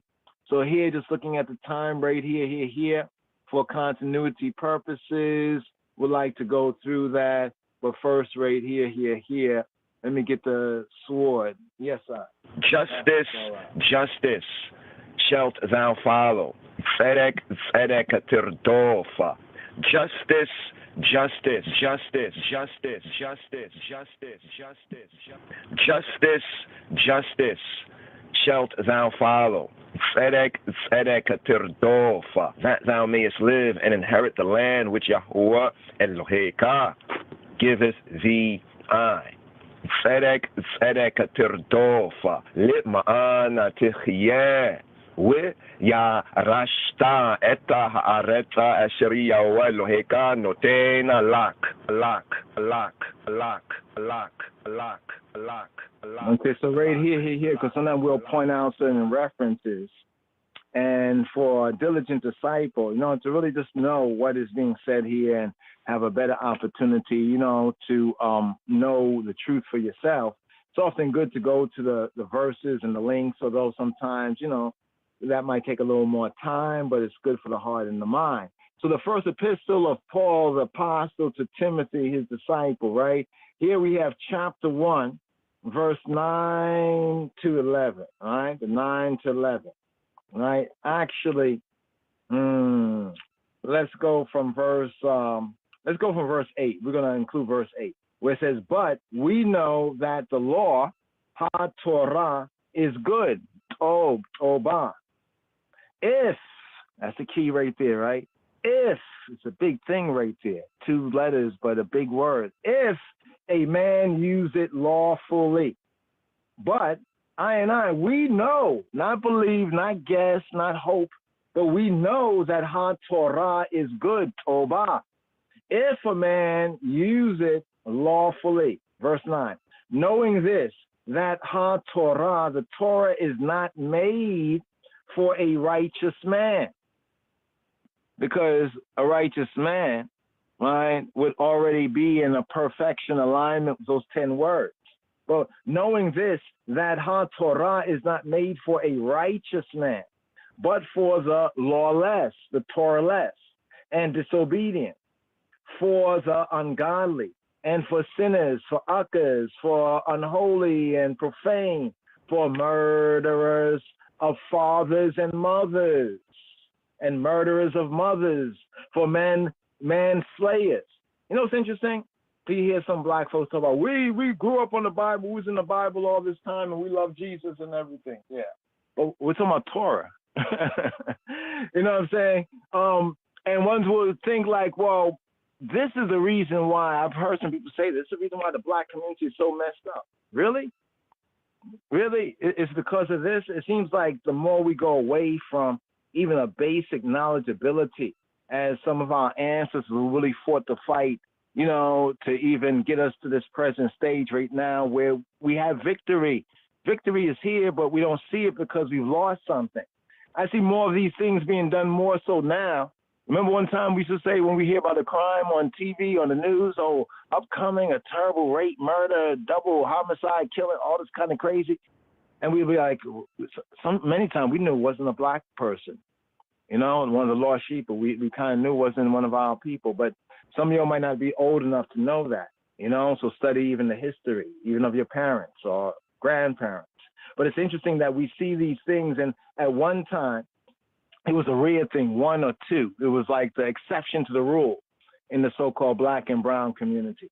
Why is it seeming like this is becoming the rule, right? The lawless, disobedient, the ungodly, the uckers, right? The unholy and profane, right? The murderers of fathers and murderers of mothers, for manslayers, for whoremongers, for them that defile themselves with mankind. You should know what that's talking about, like the sodomite agenda, right? For men stealers, right? What they did to our ancestors. For liars, how they lied on who we are and our Savior. For perjured persons. And if there be any other thing, any other thing that is contrary to sound doctrine, just to bring out what sound doctrine, healthy teaching, sound doctrine in the proper context is healthy, right? Healthy teaching. So this is like the connection here, even in the new covenant, to answer this question: what was the goal of the law for the people, and why then a legal code? The Torah functioned as a restraint upon the evil inclinations of depraved and fallen human beings. And then we're looking at Paul's statements in 1 Timothy chapter 1, the main part, 9 to 11. And then they have Romans 5 and 20. Let's just go to Romans 5 and 20. Romans 5 and 20, it says this right here. It says, moreover, ha-Torah, the law entered that the offense might abound. Yeah, I don't know if you get this. It's saying, just according to what the Bible is saying, it's saying that the law, the Torah entered, right? It entered the equation of human beings. And we can say even here with the Israelites in the wilderness and the direction instructions, for what reason? That the offense might abound, that the offense might increase. I know that seems to be kind of opposite of what people thought, right? But let's go on. But where sin, uckery, lack abounded, it says here, grace did much more abound. All right, now, of course, there's a very good reasonment on this. We're just putting this on the beamer right here for us to reason on. Write down your questions, or, well, if this is so, why would the Torah enter so that the uckery would increase? You don't get it? Okay, let's put it in reality, or in a way that you might get it. You notice when you tell somebody don't do something, it seems like they do that even more. Right? Before you said don't do it, they were already maybe doing it a little bit. As soon as you say, okay, stop doing it, some people will do it more. So that's what it's saying right there, bringing out that principle in reality in Romans 5 and 20. Now, Galatians 3 and 19. Let's go to Galatians 3 and 19. Of course, there's more reasoning on it, but this is a basic point of order. The true intent of Torah, of the Torah, is condemnation as a preparatory discipline, right? A preparatory discipline. Verse 19, wherefore then serveth the law? Wherefore then serveth the Torah? How does it serve? It was added. What? It was added because of transgressions. In other words, it's almost like people doing something and you tell them don't, and then you have to write it down. When people make it like signs, they put signs, don't litter, don't loiter, such and such. You know what I mean? This is the same principle. It was added because of transgressions. Till when? Till the seed should come to whom the promise was made. Because there's also our promises, right, that are made of peace, of blessedness, of fruitful land and all this. But until that seed, right, should come to whom the promise was made. And it was ordained by angels, by messengers, in the hand of a mediator, Now, it's interesting because Moshe, he became the mediator for Yisrael, not because he put himself there. He said, come into the thick darkness with me where Elohim is, right? And you can speak and reason with him as I speak and reason with him. But they were afraid when they heard his voice. So the people said, it's like somebody say, you know what? Can you talk to this person for me? I don't want to, every time I hear them or they speak to me, I'm afraid. What? Can you speak to them for me? That's what happened. And then we have now Yeshua, right, in the new covenant sense of being that mediator, that prophet likened unto Moshe, right? Question 11. Why did Elohim prohibit trees?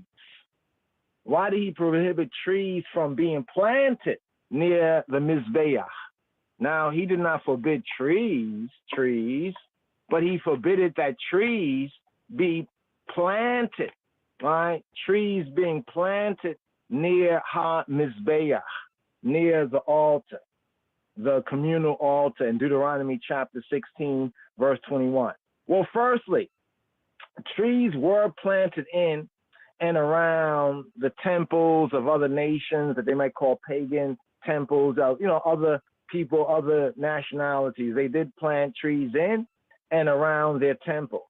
And Elohim, the Almighty Power, wanted and sought no association to be made with those customs, because he was bringing out the people, right? And he's like almost like marinating a people here, right? This particular people, choosing this descendancy of Abraham, Yitzhak, and Yaakov, right?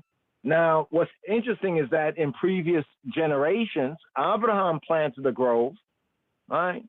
In his time, 400 plus years before that, we have Isaac, right, doing some of these things, and even Jacob. But they were doing this to Yahweh, right? But these customs became more associated with other people. Remember, the Israelites are coming out of Egypt. So this is to distinguish that you can plant, you can have all the trees you want.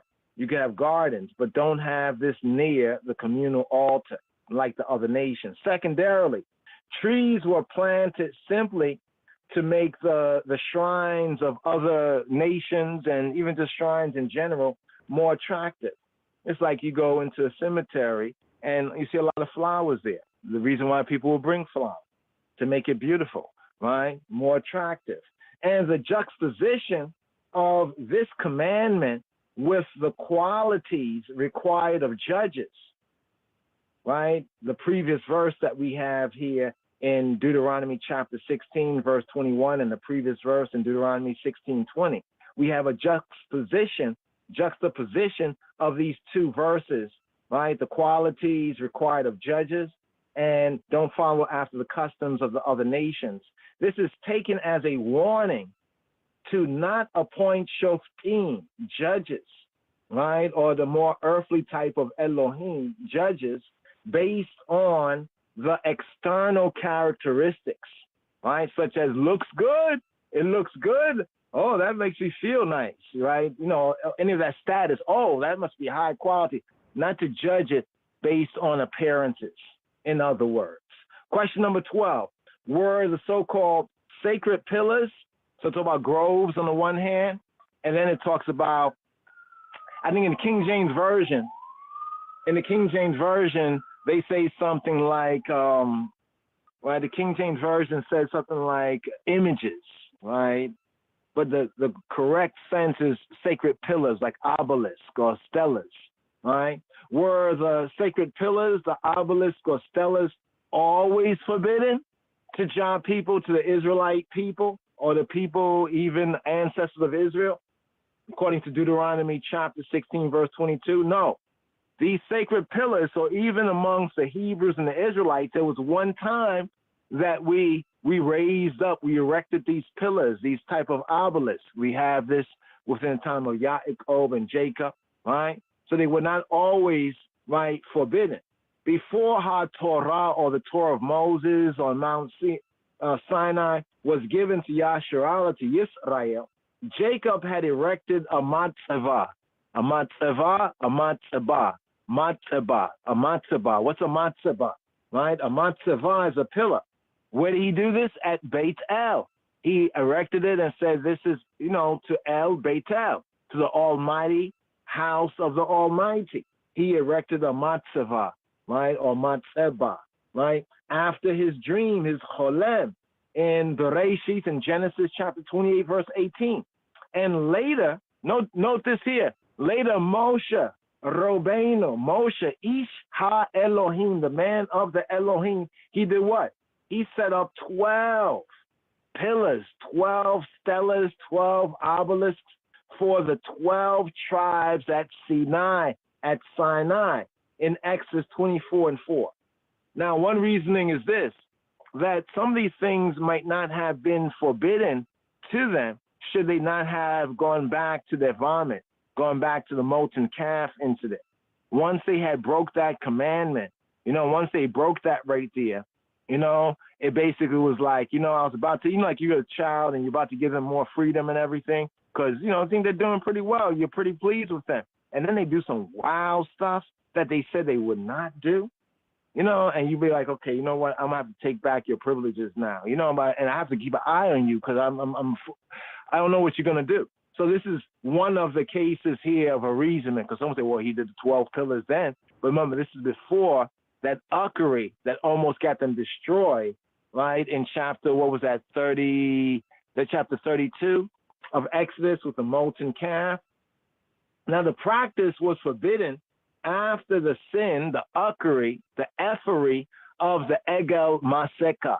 So when they did the Egel Maseka, what's the Egel Maseka? The molten calf. No such thing as golden calf in the Hebrew sense. It had a little bit of gold, but you don't judge things by appearance, right? They did give gold, you know what I mean? That was a part of their sacrificial offering, because this is what they used to do when they was in the two lands. So when Moses took a long time, they said, let's return to our vomit. The thing that we spit out and say we're not going to do, we're going to change our mind. So this also shows that they had free will, because some people have this idiotic idea that they don't have free will, right? Now, it is true that everybody's free will is not the same. If you start giving your will over to others, the more you give it over to others, the less you probably have for yourself. But be that as it may, note that the sages associate like a sacred pillar. The ancient sages, the Hebrew and even the later Judaic sages and many of our own sages, right, of our own ethnic Yisrael, they associated the stellars, the obelisks, right, were associated within the Hebrew and the Israelite thought with a sinful judge, right? He's bigging up himself. Look at, he raised up a pillar to him. And something that Ha'el, the Almighty, hates. Couple more questions here. We say only 18. We're going to get through right here, right? At least for this sitting right here. Question 13. Why is HaTorah against offering a blemished sacrifice mentioned in connection with the appointment of judges?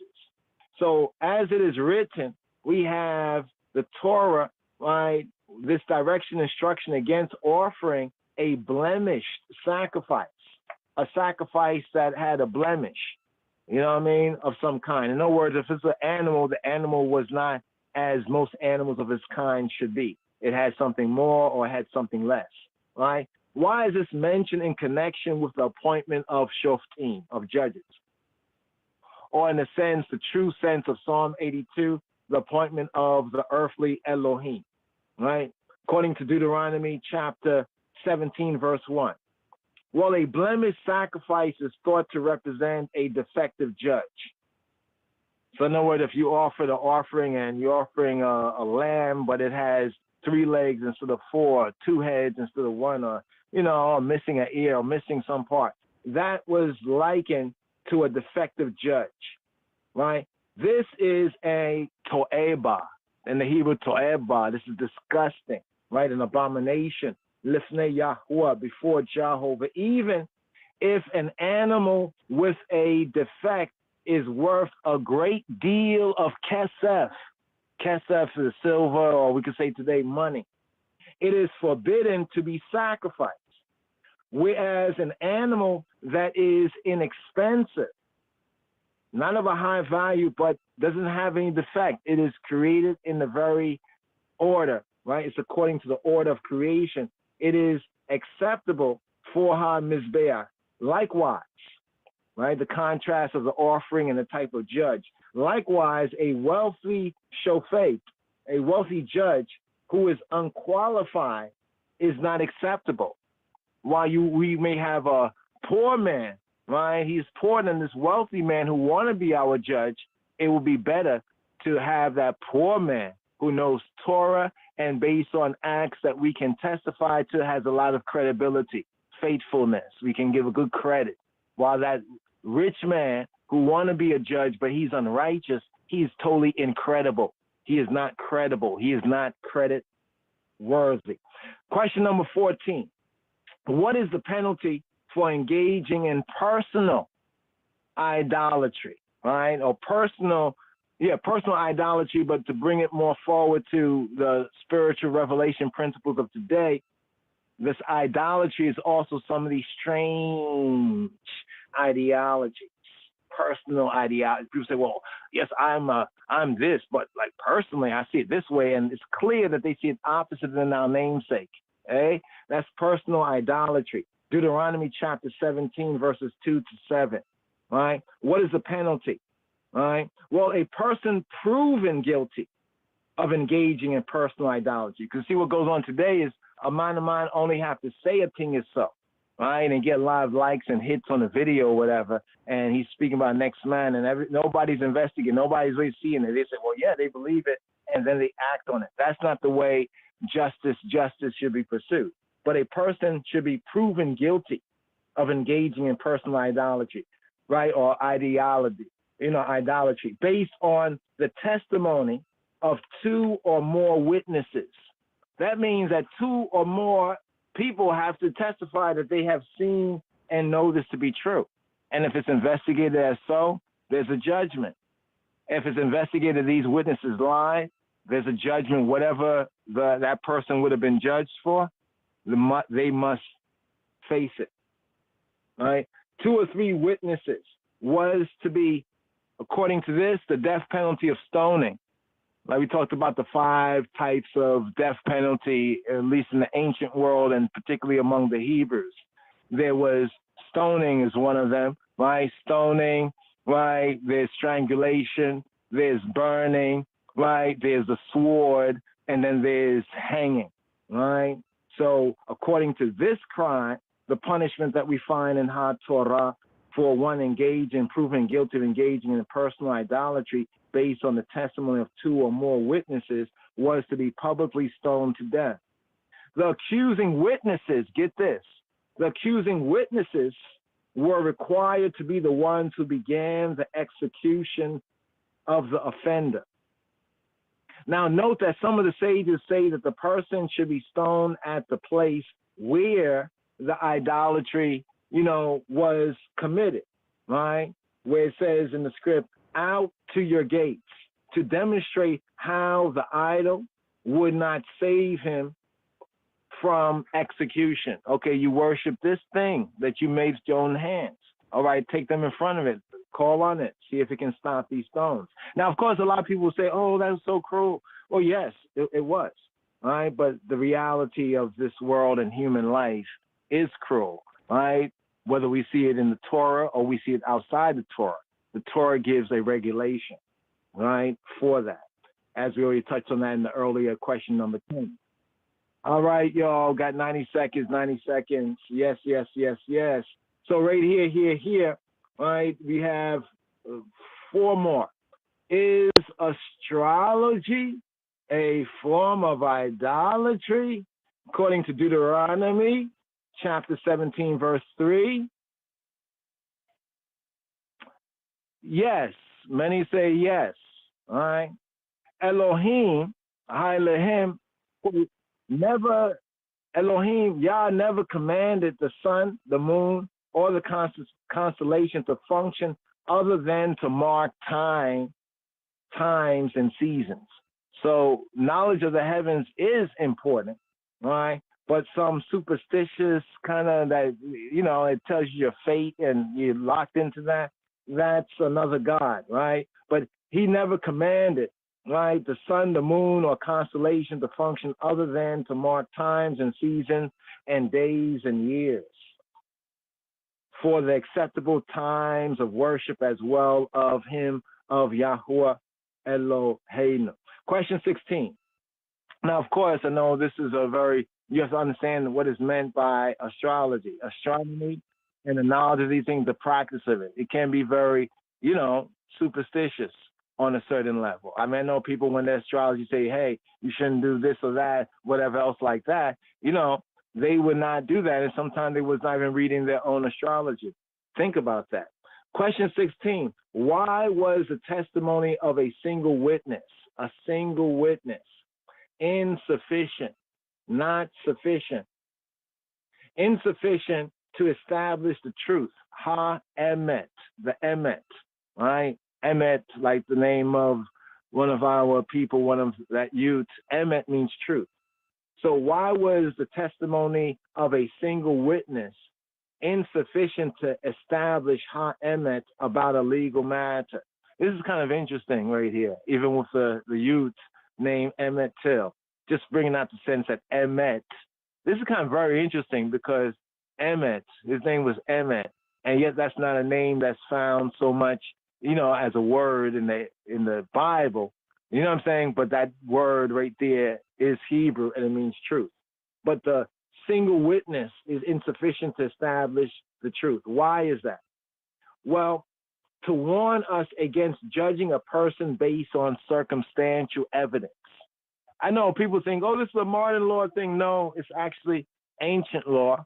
And even among the Gentiles, the Anglo-Americans, it was common law because it's from the Bible and diligent study of the Bible that some of the better aspects of the law was applied to situations, within even England and then coming to America. There are good principles there. It's the practice and the malpractice that is bad. So this was to warn us against judging a person based on circumstantial evidence. The testimony of at least two witnesses was required, both of whom were required to independently testify. Not like two people, each one backing up each other. Now, they might have seen it together, but then sometimes we have to look at that combined witness, since they more or less are saying the same thing and saying they were there together, we might count that as one witness. You know what I mean? But it is insufficient for these reasons because at least two witnesses or two testimonies. In other words, you can always have a witness, a person testifying to something, and then maybe a document, or even today, there might be audio or visual, right? If it's proven that it was not doctored, that might be now the testimony that provides, witness and testimony is two sides of the coin. A witness is usually a person. And in this sense, when it's talking about witness, it's a person. But in the direct context, it's some sort of a testimony, independent testimony, right? And the reason for this, right, and both of them to be independently testified and also to be separately cross-examined. A witness can be crossed and must be put on the cross. They must be cross-examined, right, for a conviction to be made. Now, this is according to the theory, right, of Torah. Remember, this is in the hands of men and people, right, and sometimes men and people, right, do opposite of what they are instructed or commanded to do.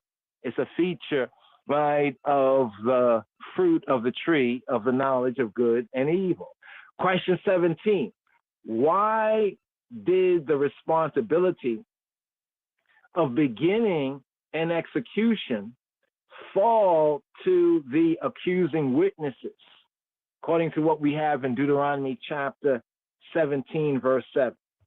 Well, this is to remind them that while it is easy, right, it's easy to accuse someone, their involvement in the case would not end with their mere testimony. Like nowadays, people just be talking all kind of stuff, doxing people, doing all kind of things to people, and then they could be in the wind. Nobody's coming to cross-examine them, right, or check on them, and even if they're wrong, right, they can go on and accuse somebody else and mess up somebody else's life with false accusation, right?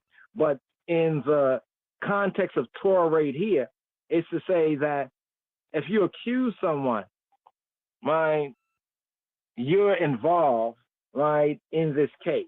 It does not end if you just say, I just say what I saw. Don't come to me for no. In the community, right, because these Torah best works in community.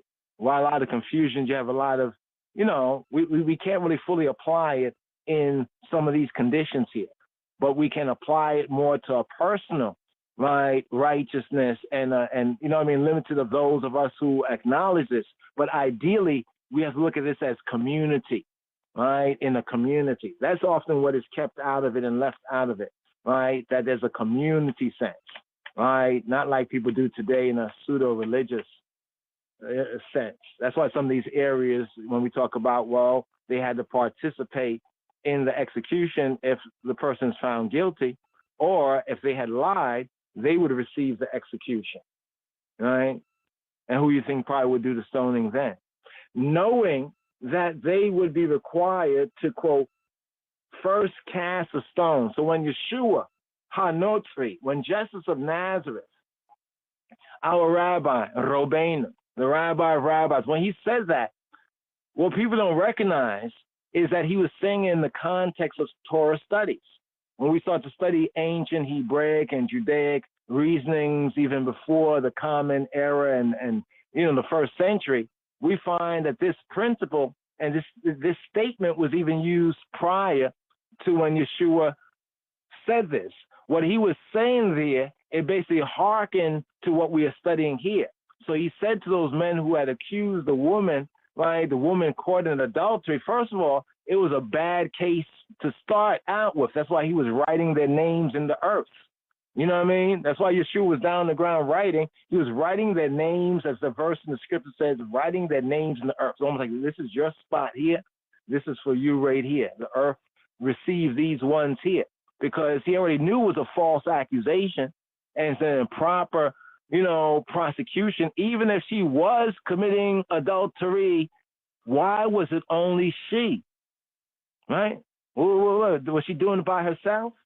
So when he said, right, he was without sin, and that sin was not a general sin, right? In the Hebrew context, it's in this case that we're speaking of, right? So when we speak about this kind of a case, it's not all the kind of case unless it has some relevance with helping us render a just decision in this case. Because some people have reason on that mean that they couldn't have done no sin ever in their life. No, it's not talking about that. Yeshua was talking about he already knew these men were filth, were garbage.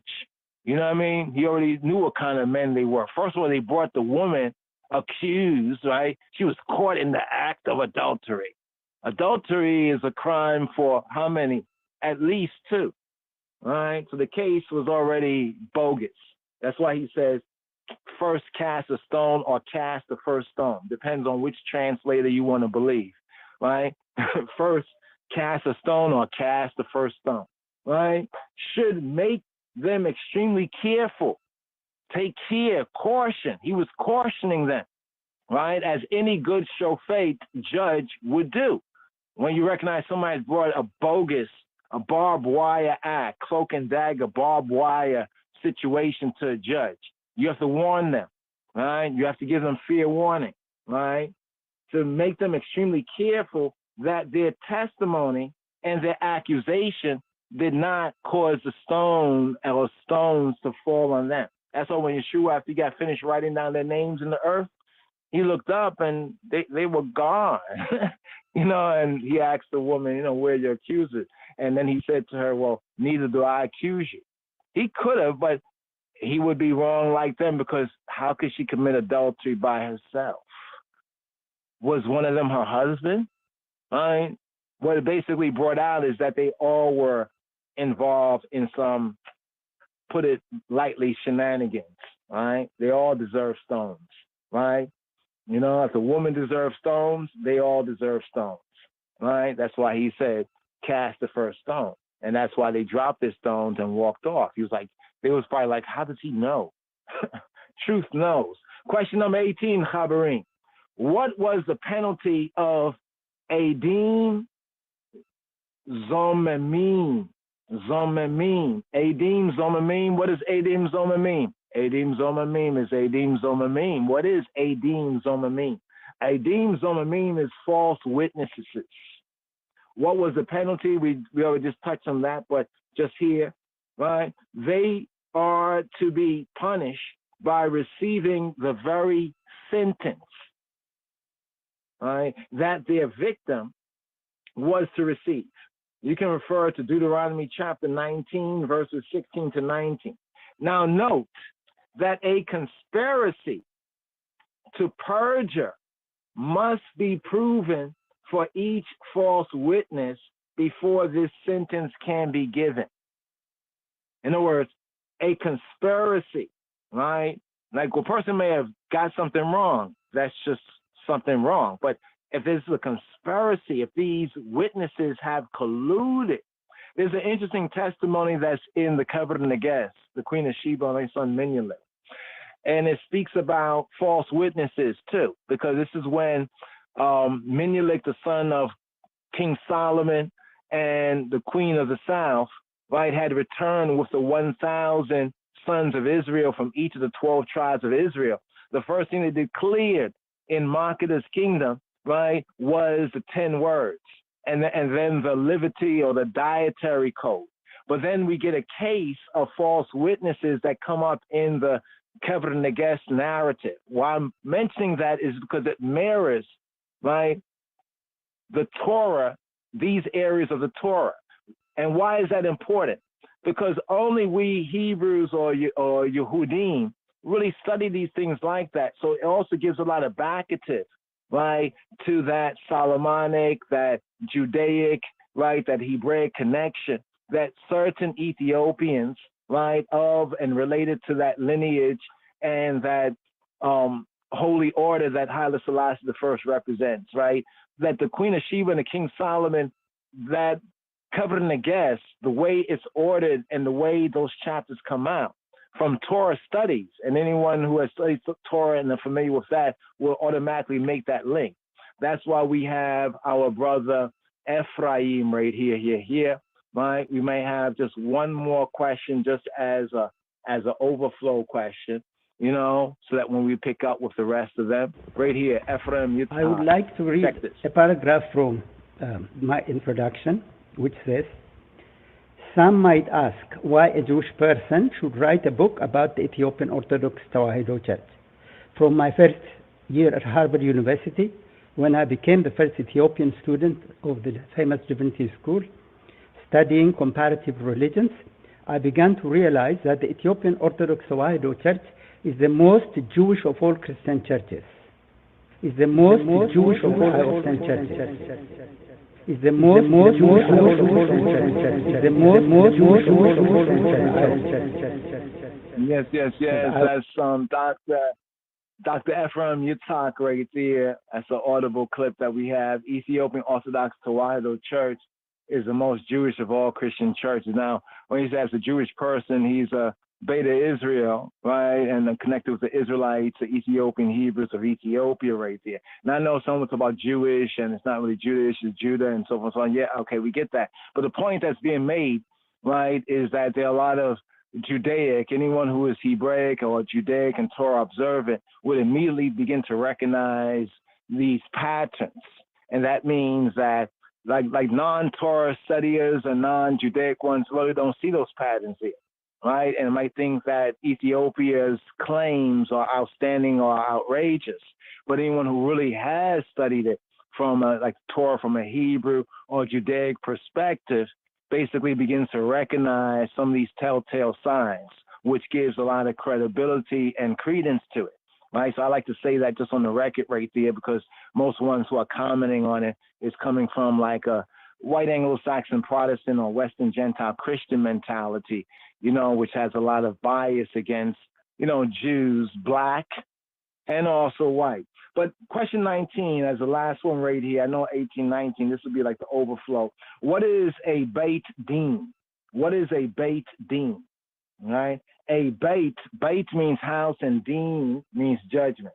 So can you answer that? What is a Beit Din?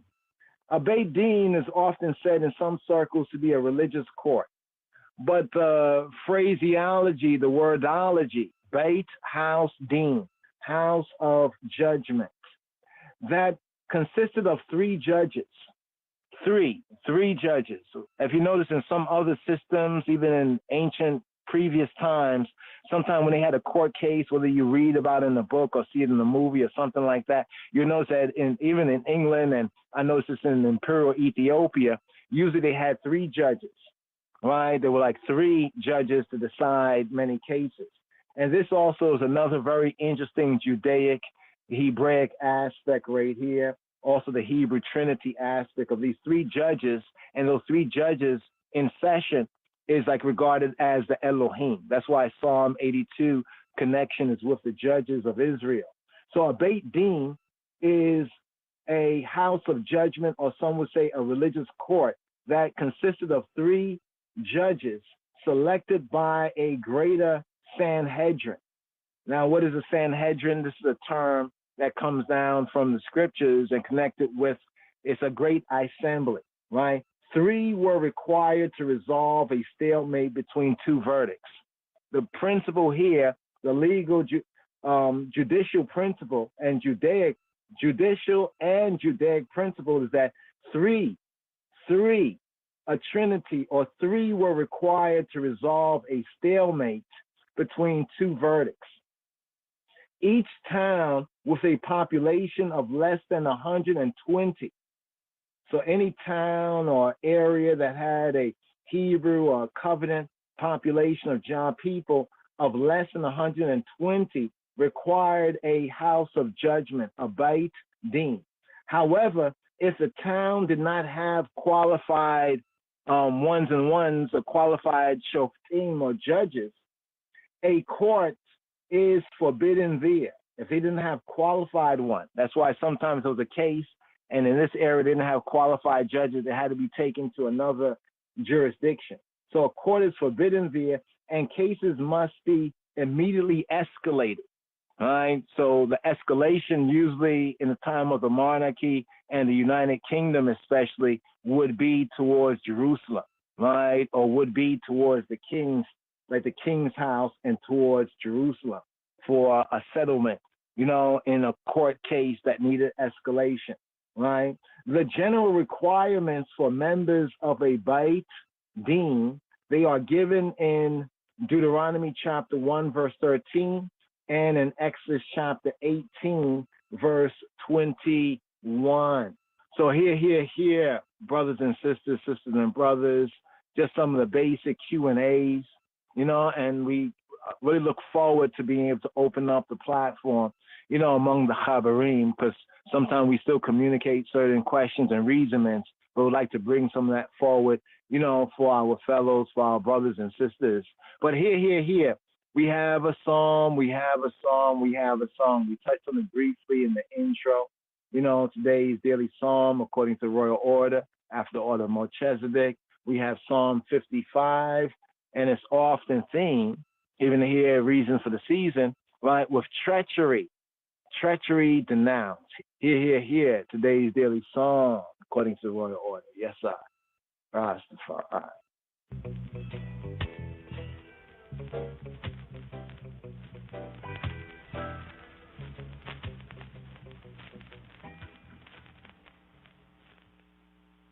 Psalm 55, Blood City version. It's Dennis, Psalm 55. מזמור נ"ה. למנצח בנגינות משכיל לדוד.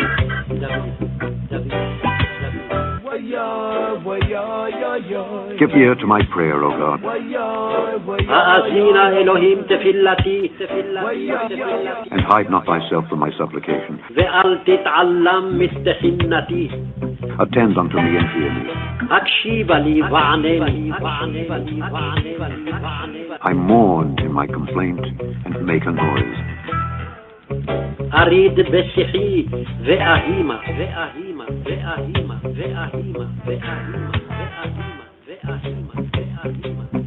Because of the voice of the enemy, because of the oppression of the wicked, for they cast in iniquity upon me, iniquity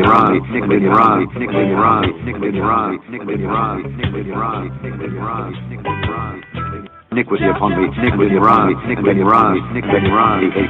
he hates hard and sore within me, and the terrors of death.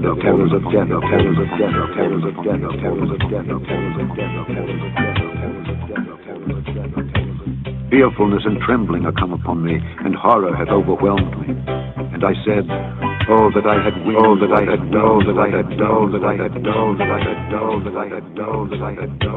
for then would I fly away and be at rest,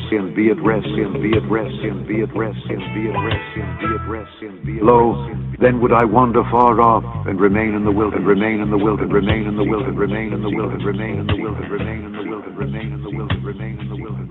I would hasten my escape from the windy storm and tempest.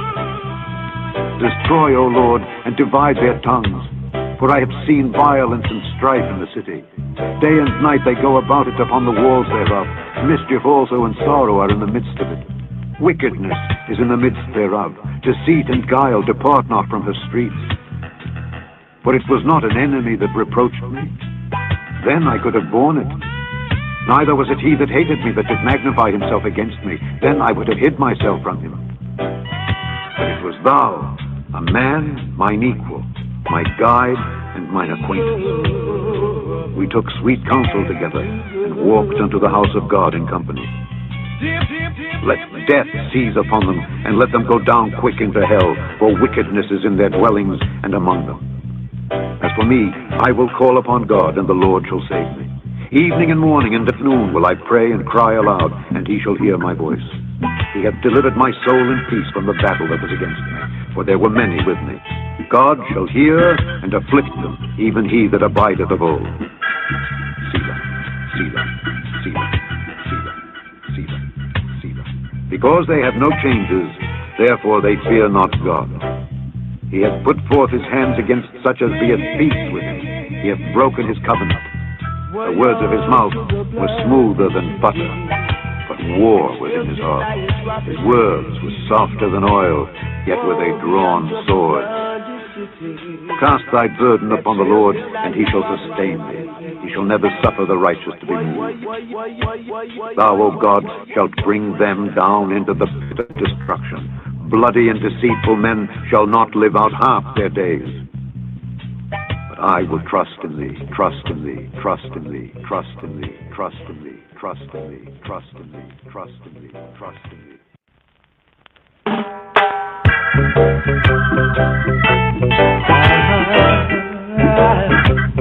Oh yeah, yeah.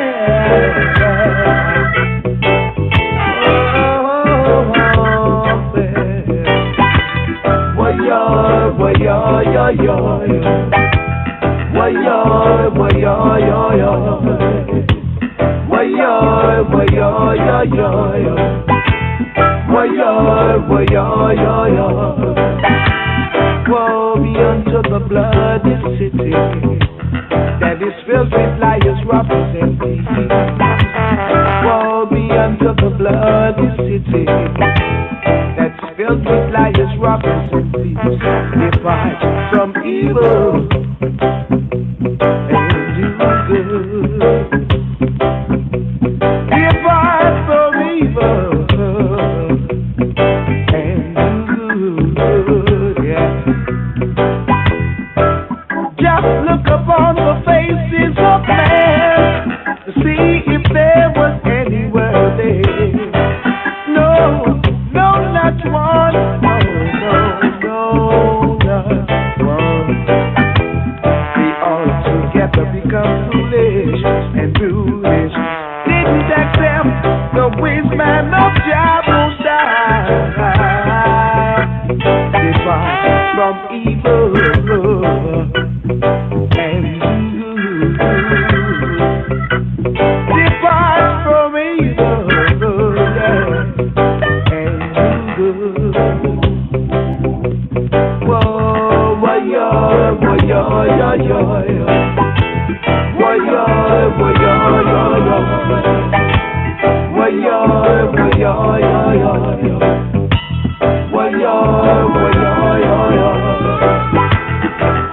Some trust in chariots, some trust in horses, some trust in silver, some trust in gold. I trust in the Most High. I depart from evil and good. Depart from evil and good. Yes.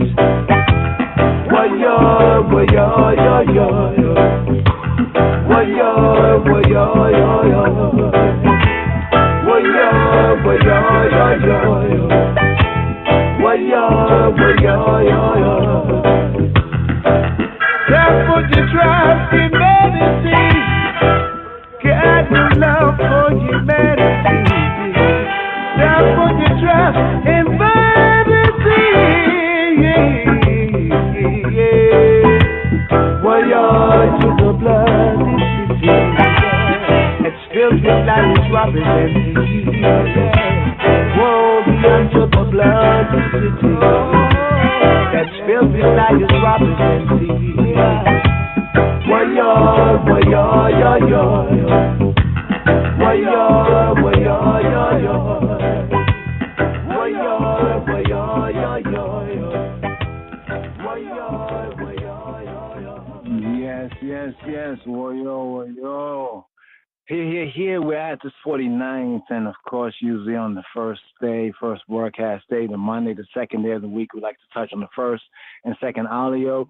And here is a very interesting part of the scripts. A lot has been said on this in different conscious community areas on the internet. You might have heard, about the RAPE, and whether the Bible condones the RAPE, or what they like to say great, because they say on YouTube, they flag different things and algorithms.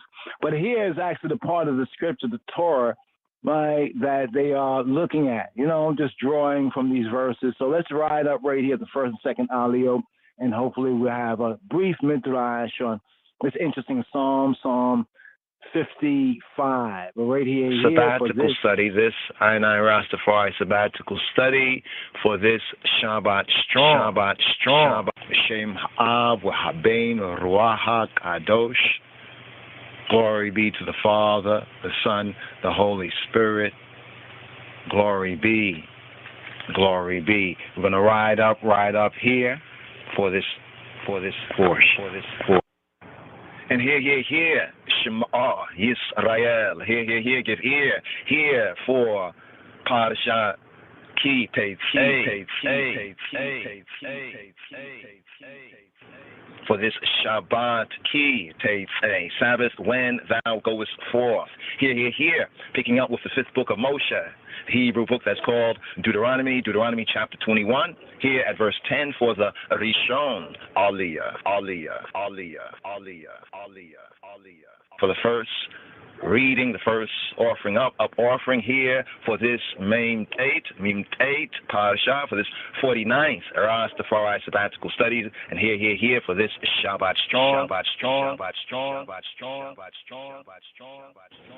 The Hebrew first words and the Rishon Aliyah, the first reading, the first up offering. Here. Give ear. Domestic regulations. Beshem Ha'av W'Habein W'Ruach HaKadosh Yahuwah Echad. In the name of the Father and of the Son and the Holy Spirit, He who be the one. Shema Yisrael. Give ear. Hebrew first words.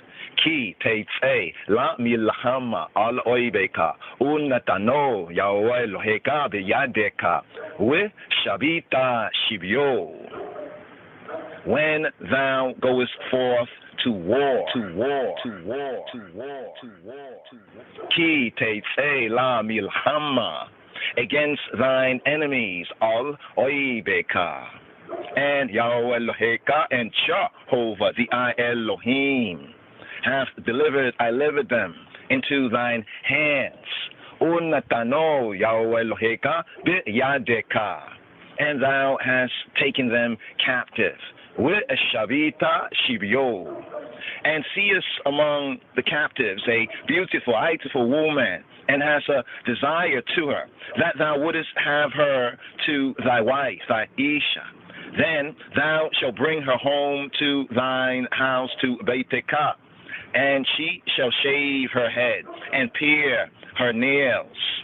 And she shall put the raiment of her captivity from off her, and shall remain in Beitika, in the I Beit, in the I house, and bewail her father and her mother a full month, a full moon.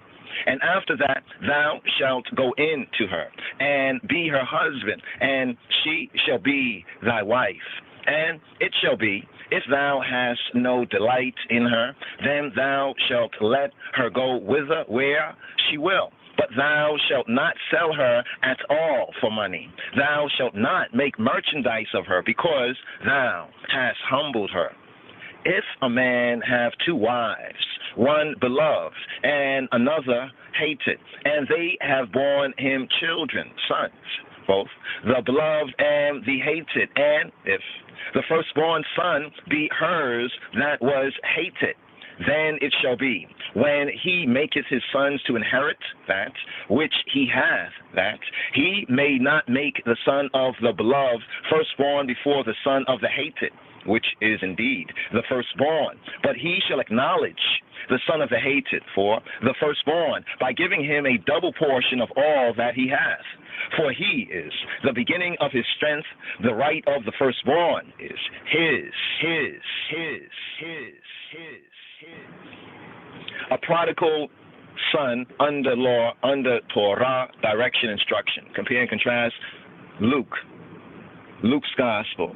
Kedus Lukas Wengel, chapter 15, verses 11 to 23. Hear, Shema Yisrael, give ear. A prodigal son under Torah, verse 18.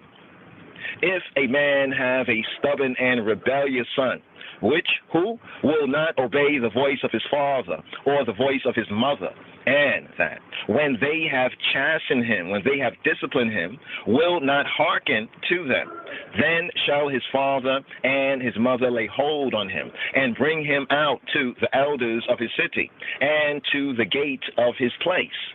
And they shall say to the elders of his city, this our son is stubborn and rebellious. He will not obey our voice. He is a glutton and a drunkard. And all the men of his city shall stone him with stones, that he die. So shalt thou put evil away from among you, and all Yisrael call Yisrael, and all Israel shall hear and fear and respect, reverence. And hear, Shema Yisrael, give ear, O Yisrael, hear for the Sheni Aliyah, the second reading, the second offering up here for this Parsha, Ki Tetzei, for this Shabbat, Ki Tetzei, Sabbath, when thou goest forth. Hear the Sheni Aliyah, hear. Deuteronomy chapter 21, here at verse 22 for the Sheni, the second reading. Wiki Yihye, Be Isha Chetet, Mishpat Mawet, We Hu Mat, We Ta Lita Oto Al Eit. And if a man have committed a sin worthy of death, Wiki Yihye, Be Isha Chetet, Mishpat Mawet, and he be to be put to death. We humata we talita oto al ait, and thou hang him on a tree. His body shall not remain all night upon the tree, but thou shalt in any wise bury him that day. For he that is hanged is accursed of Elohim, and that thy land be not defiled, which Yahweh Eloheka, Jehovah, the I Elohim, giveth thee for an inheritance. And here, Deuteronomy chapter 22, the law, Ha-Torah, the direction, the instruction of brotherhood. Thou shalt not see thy brother's ox or his sheep go astray, and hide thyself from them. Thou shalt in any case bring them again to Achikah, to Wendemeh, to thy brother. And if thy brother, thy brother, be not nigh, near to thee or if thou know him not, then thou shalt bring it to thine own house, and it shall be with thee until Achikah, until thy brother Wendemeh seek after it, and thou shalt restore it to him again. In like manner shalt thou do with his ass, and so shalt thou do with his raiment, and with all lost thing of thy brothers, which he hath lost, and thou hast found, shalt thou do likewise. Thou mayest not hide thyself. Thou shalt not see Achikah, thy brother's ass or his ox fall down by the way, and hide thyself from them. Thou shalt surely help him to lift them up again. The woman shall not wear that which pertaineth to a man, neither shall a man put on a woman's garment, for all that do so are abomination to Jehovah the I Elohim. If a bird's nest chance to be before thee in the way, in any tree, or on the ground, whether they be young ones or eggs, and the dam, the mother, sitting upon the young or upon the eggs, thou shalt not take the dam, the mother, with the young, but thou shalt in any wise let the dam, the mother go, and take the young to thee, that it may be well with thee, and that thou mayest prolong thy days.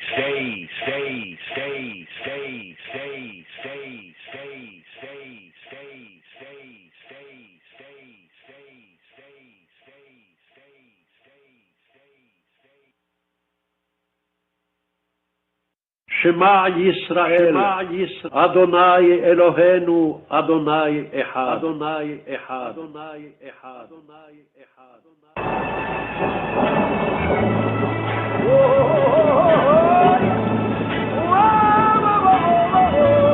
Bone again, Shalom Chaverim. Here we have today's daily song. We have song.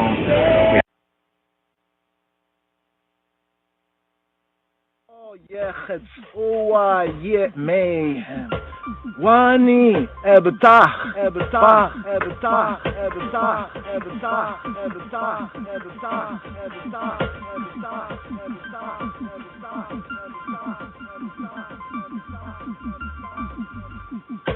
Mizmor Nun Hey. Mizmor Non Hey. Of David, give ear to my prayer, O Elohim, true good, true God. These words are to be read in the light, the illumination, what Scripture says elsewhere, even in Proverbs, Mashal, Proverbs 10 and 9. He that walketh uprightly walketh securely. He that trotteth uprightly trotteth securely. He that walketh uprightly, he that trotteth uprightly is David, is David, of whom it is said, Mizmor Nun Hey, Mizmor Non Hey. Lamanat Sayach. Bia Niginota Masakila Lit Dawid. For the leader, for the chief musician, with string music. Lamanat Sayach. Bia Niginot, Binginot. Maskil Lit Dawid, a maskil of David. Hazina Elohim, Tifilatia, wa ala tita alama nita hinati. Give ear, O Elohim, to my prayer, and hide not thyself from my supplication. Wa ala tita alama nita hinati. A midrash on Psalm Nun Hey, Psalm 55. The psalm is themed treachery denounced. The opening two verses, including the superscription Hebraically, La menat sayach, Bia neginota maskil David, Hazina Elohim antifilati, wa alatita alama mita chinati.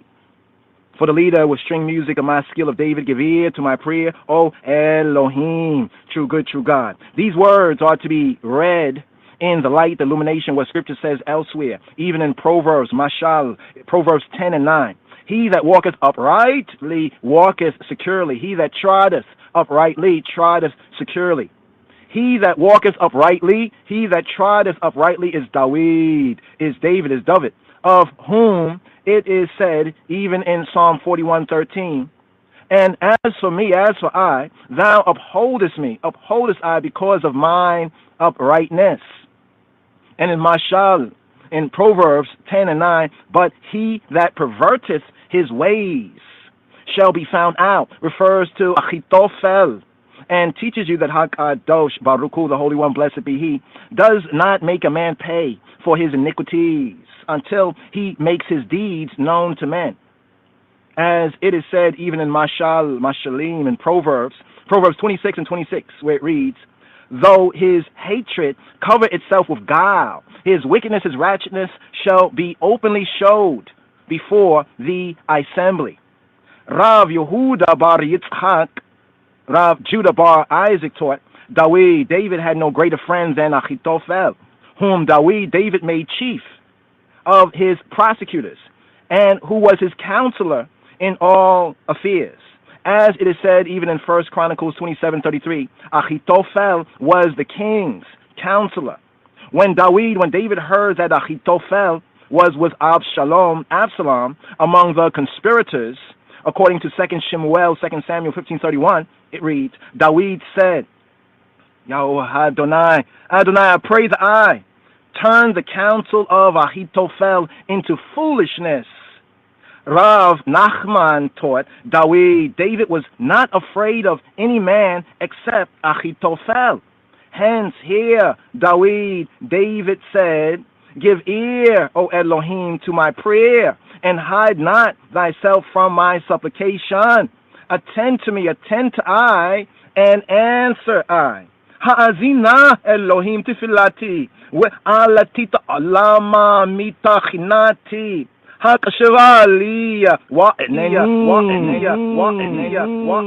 Why did he say this? Why did he say this? Next verse of today's daily psalm, where it reads, because of the voice of the enemy, because of the oppression, because of the downpression of the wicked, because of the downpression of the wretched. Mikol oyeva, mipnei akata rasha'a, kia ya mito alayaven. O be'afa Yisak Hakadosh Baruchu, the Holy One, the Idle One, blessed be He, asked David, according to the words of Psalm 27, verse 3. Hast thou not said, though a host should encamp against me, my heart shall not fear? Did not the eye say so? David answered, Ribon Shella Olami, Master of the universe, give me such enemies of whom I can say, as I've said in Psalm 18:38, I have pursued mine enemies and overtaken them, neither did I turn back until they were consumed. And David went on to say to Hakadosh Baruchu, to the Holy, the Idle One, blessed be He. This Achitophel is not one of such enemies, for they are of the nations, the Goyim, the Gentiles of the earth. He is my own kind. And David said further, according to the words of today's daily psalm, for it was not an enemy that taunted me, then I could have borne it. Ki lo yev ye harfeni with Esa, for it was not an enemy that taunted me. Ki lo yeva ye harfeni, then I could have borne it with Esa. Indeed, he was a great man, for I addressed him in this way, even according to the words of today's daily psalm. But it was thou, the I, a man according to my order, my guide, and my familiar friend. We'ata enosh ke'erki alufi u'amer yudai. But it was thou, the I, we'ata, a man mine equal, enosha ke'erki, my companion, alufi, and my familiar friend. What is meant by the words according to my order, my equal, according to my order? Enosh ke'erki. What is meant by according to my order? According to Rav Yehoshua ben Levi, Joshua ben Levi, David meant Achitophel was my orderer. That is to say, it was he who arranged laws in their proper order. By the words, my guide. By the words, my guide. My guide, my guide, my guide. By the words, alufi, alufi, alufi, my guide. What is meant? David meant Achitophel was my master, Rebbe, who taught I in Torah. For the next verse says, according to today's daily psalm, we took sweet counsel together. We took sweet counsel together. Asher Yachdal Namatik Asod. Asher Yachdal Namtik Asod. We took sweet counsel together and walked to the house of God in Regesh.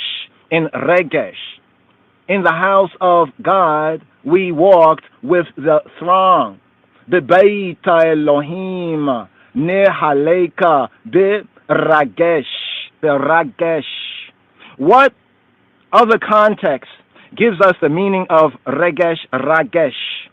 We are taught in a Mishnah that the daily offering was to be slaughtered by 12 Kohanim, 12 priests, and the bullock by 24 Kohanim, 24 priests. That 4 times daily all the Kohanim were to assemble together in the court of HaHekal, the court of the temple, there to cast lots for the different services. Why did so many take part? Rav Yochanan said, in order to gather the company, the Regesh, into the court of HaHekal. Thus, the verse above is read, we walked to the house of Elohim in a company. Bebeit Elohim nihaleka beragesh. When David finished his prayer, as scripture says, even in 2 Samuel 15:32, where it reads, it came to pass that when David was come to the top of the mount, where he was wont to worship Elohim, where he was accustomed to worship Elohim, behold, Hushai, the Archite, came to meet him. Upon seeing the Archite, David said, now there is no further irking of my womb. Now there is no further irking of my womb. And according to 2 Samuel 15:33-34, where it reads, and David said to him, if thou passest on with me, then thou wilt be a burden to me, a burden to I. But if thou return to the city and say to Absalom, I will be thy servant, O Melech, O king, then wilt thou defeat for me. Then I will defeat for I the counsel of Achitophel. David said also to Hushai, Hakadosh Baruch Hu, the Holy One, blessed be He, sent the I, sent thee to me. No man except thee can bring to naught, to nothing, the counsel of Achitophel. David was he was afraid of the counsel of Achitophel. David was afraid of the counsel of Achitophel because it was very great counsel. And why was it called great? Scripture says, even in 2 Samuel 16:23, now the counsel of Achitophel, which he counseled in those days, was as if a man inquired of the Divrei Elohim, inquired of the word of Elohim, the true good, the true God. Hence, here David said, Ribon Shella Olamim, master of the universe, universal master, to thee I must call, as is said even in today's daily psalm. As for me, I call upon El Elohim, and Yahweh Jehovah will save me, will save I. Ani Eli Elohim Ekra.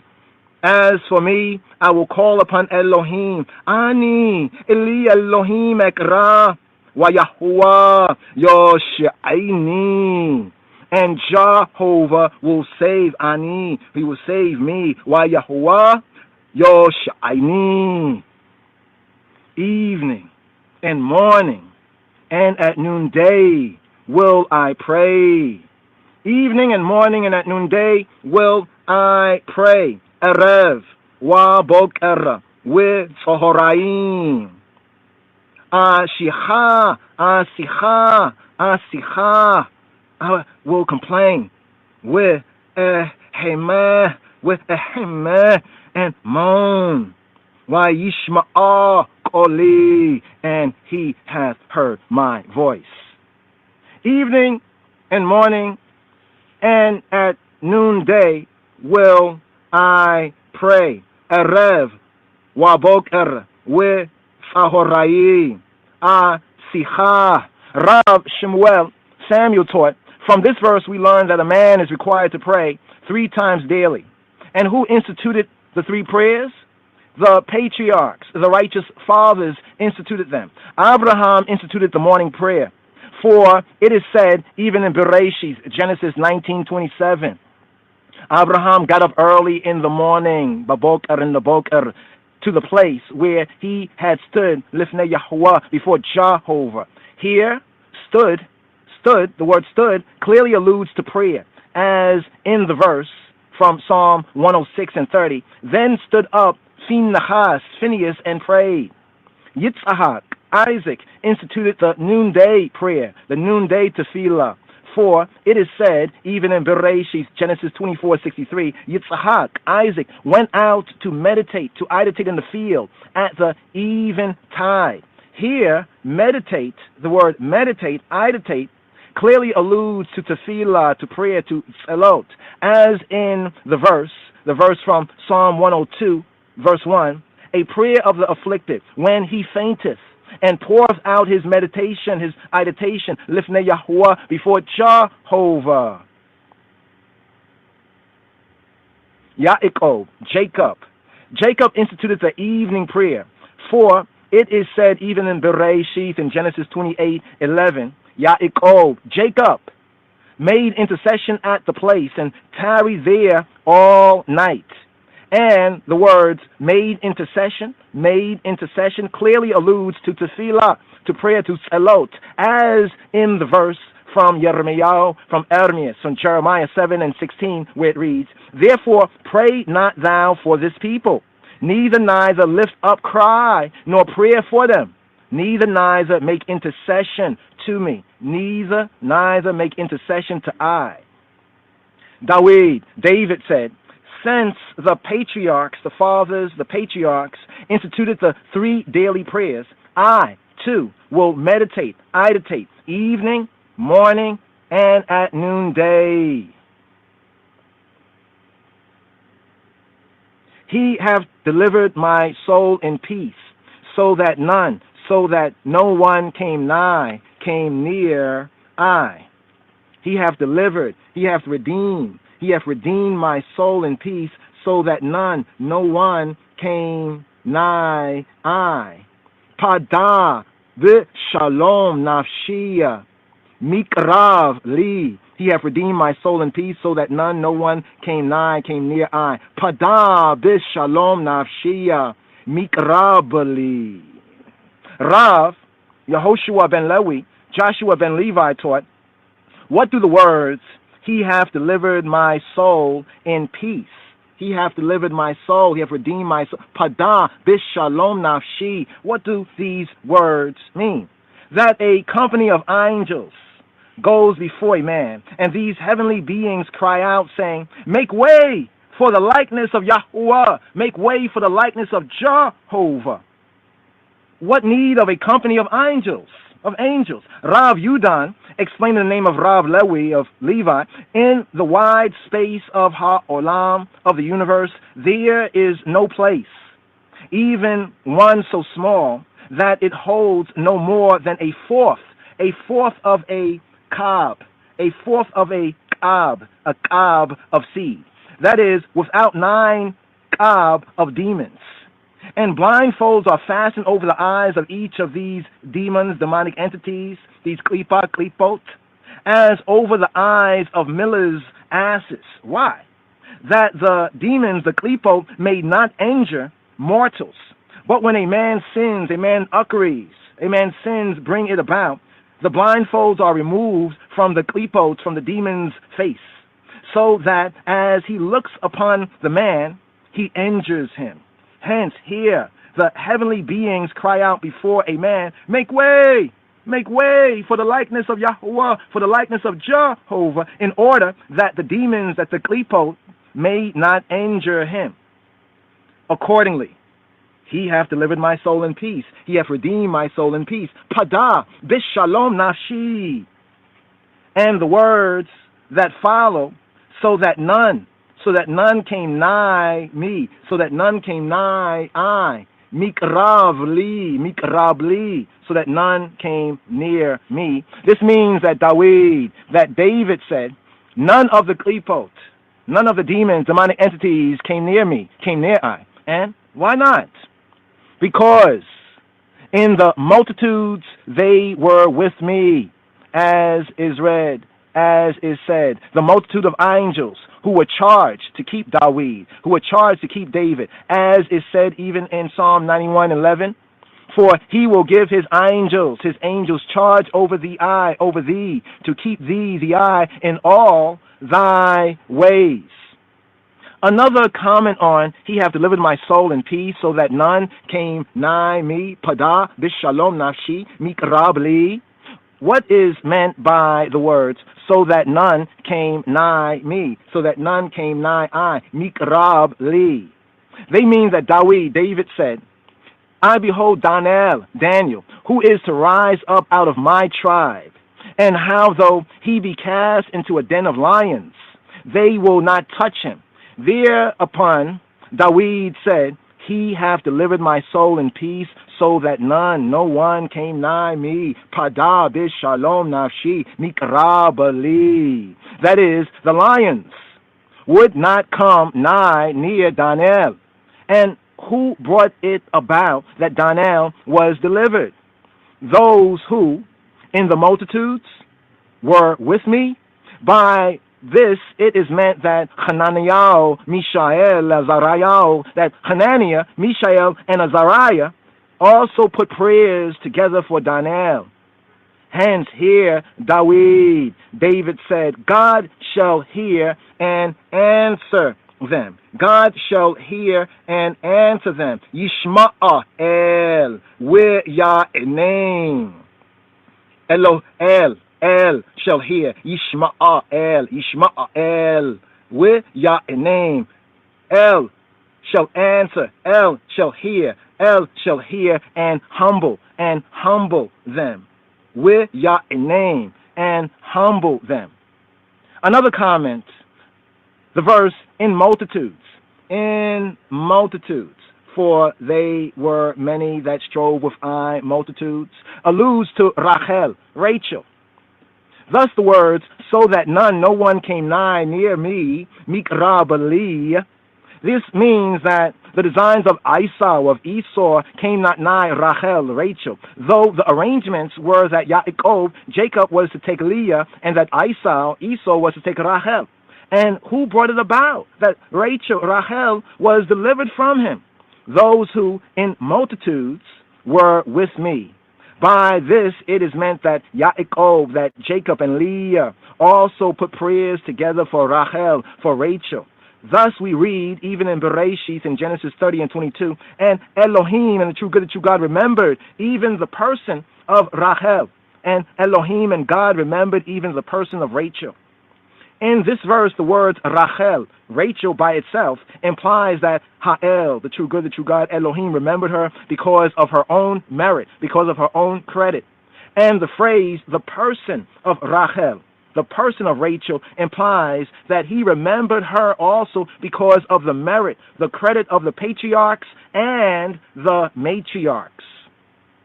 Another comment on, he hath delivered my soul in peace, so that no one came near me. Pada bishalom nafshi mikrabali. The counsel of Ahithophel did not come nigh me, near I. Why not? Because in multitudes they were with me. In multitudes they were with me. Ki de rabim hayu imadi. For they were many that strove with I. The multitudes, the Rabbi, were the members of the Sanhedrin who put together prayers for I. Such as have no changes. Such as have no changes. Asher ein Chelifota Lamo, such as have no changes in today's daily psalm. These words allude to Achitophel and his band, in whose hearts the Yetzer Ra'ah, the inclination to Ra'ah, to evil, underwent no change. And so the verse, it goes on to say of them, and fear not Elohim, Willo Yaru Elohim, and they fear not Elohim, the true good, the true God. He has put forth his hands against his peaceful ones. Shalacha Yadayo Bishlomayo, against those that were at peace with him, against his peaceful ones. Achitophel and his band and his gang and his clique and his crew put forth their hands against men that were at shalom, at peace with him. And so the verse goes on to say of Achitophel, he hath broken, he hath profaned, he hath broken his covenant. Chilel berito, he hath profaned his covenant, he hath broken his covenant. The words of his mouth were smoother than butter. The words of his mouth were smoother than butter. Chalko machemaota pio. The words of Achitophel were more slippery than butter. The verse concludes with, his words were softer than oil, for they were solved. They were solved. His words were softer than oil, yet were they keen, sharp-edged swords.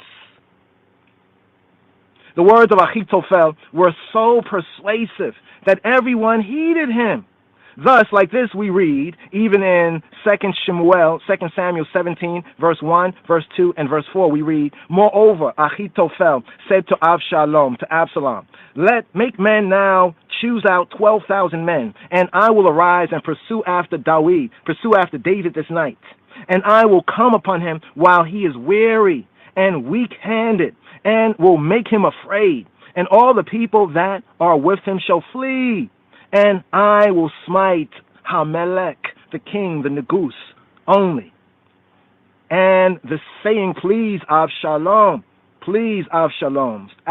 well, and all the Ziknei Yisrael, and all the elders of Israel. When David saw that everyone was with Achitophel, and that everyone heeded him, he was afraid. Accordingly, Hakadosh Baruch Hu, the Holy One, the Idle One, blessed be he, said to David, be not afraid, though every man is with Achitophel, I am with thee. I am with thee I. Thus, in today's daily psalm, it reads, cast thy burden upon Jehovah, and he will sustain thee. He will sustain thee I. Hashleka Allah Yahweh Yehabka Wehu Yekaleka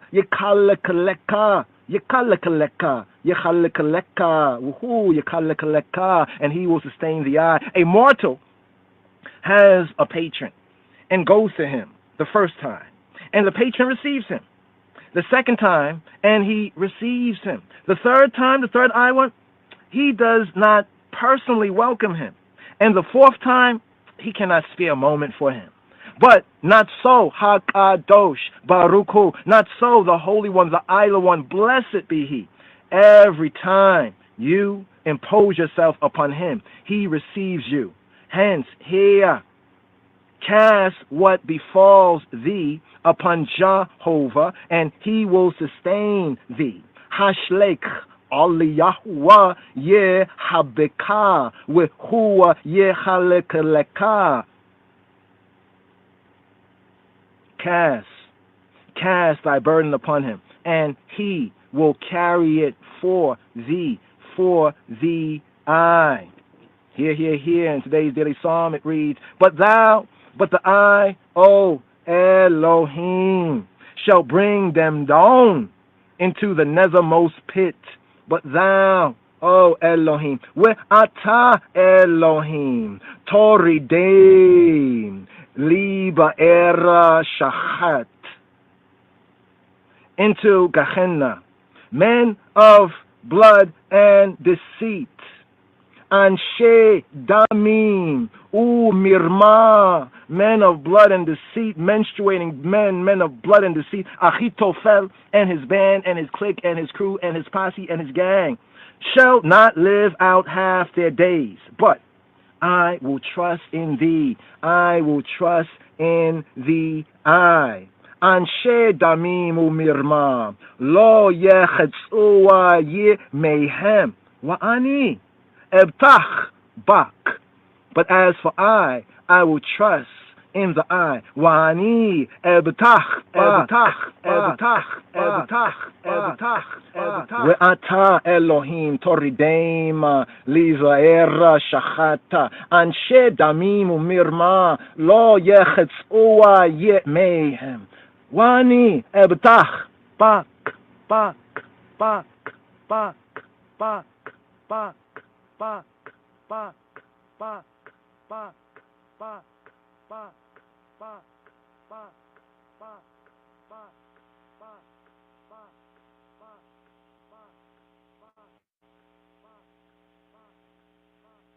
Thank you for using Blog Talk Radio. Goodbye.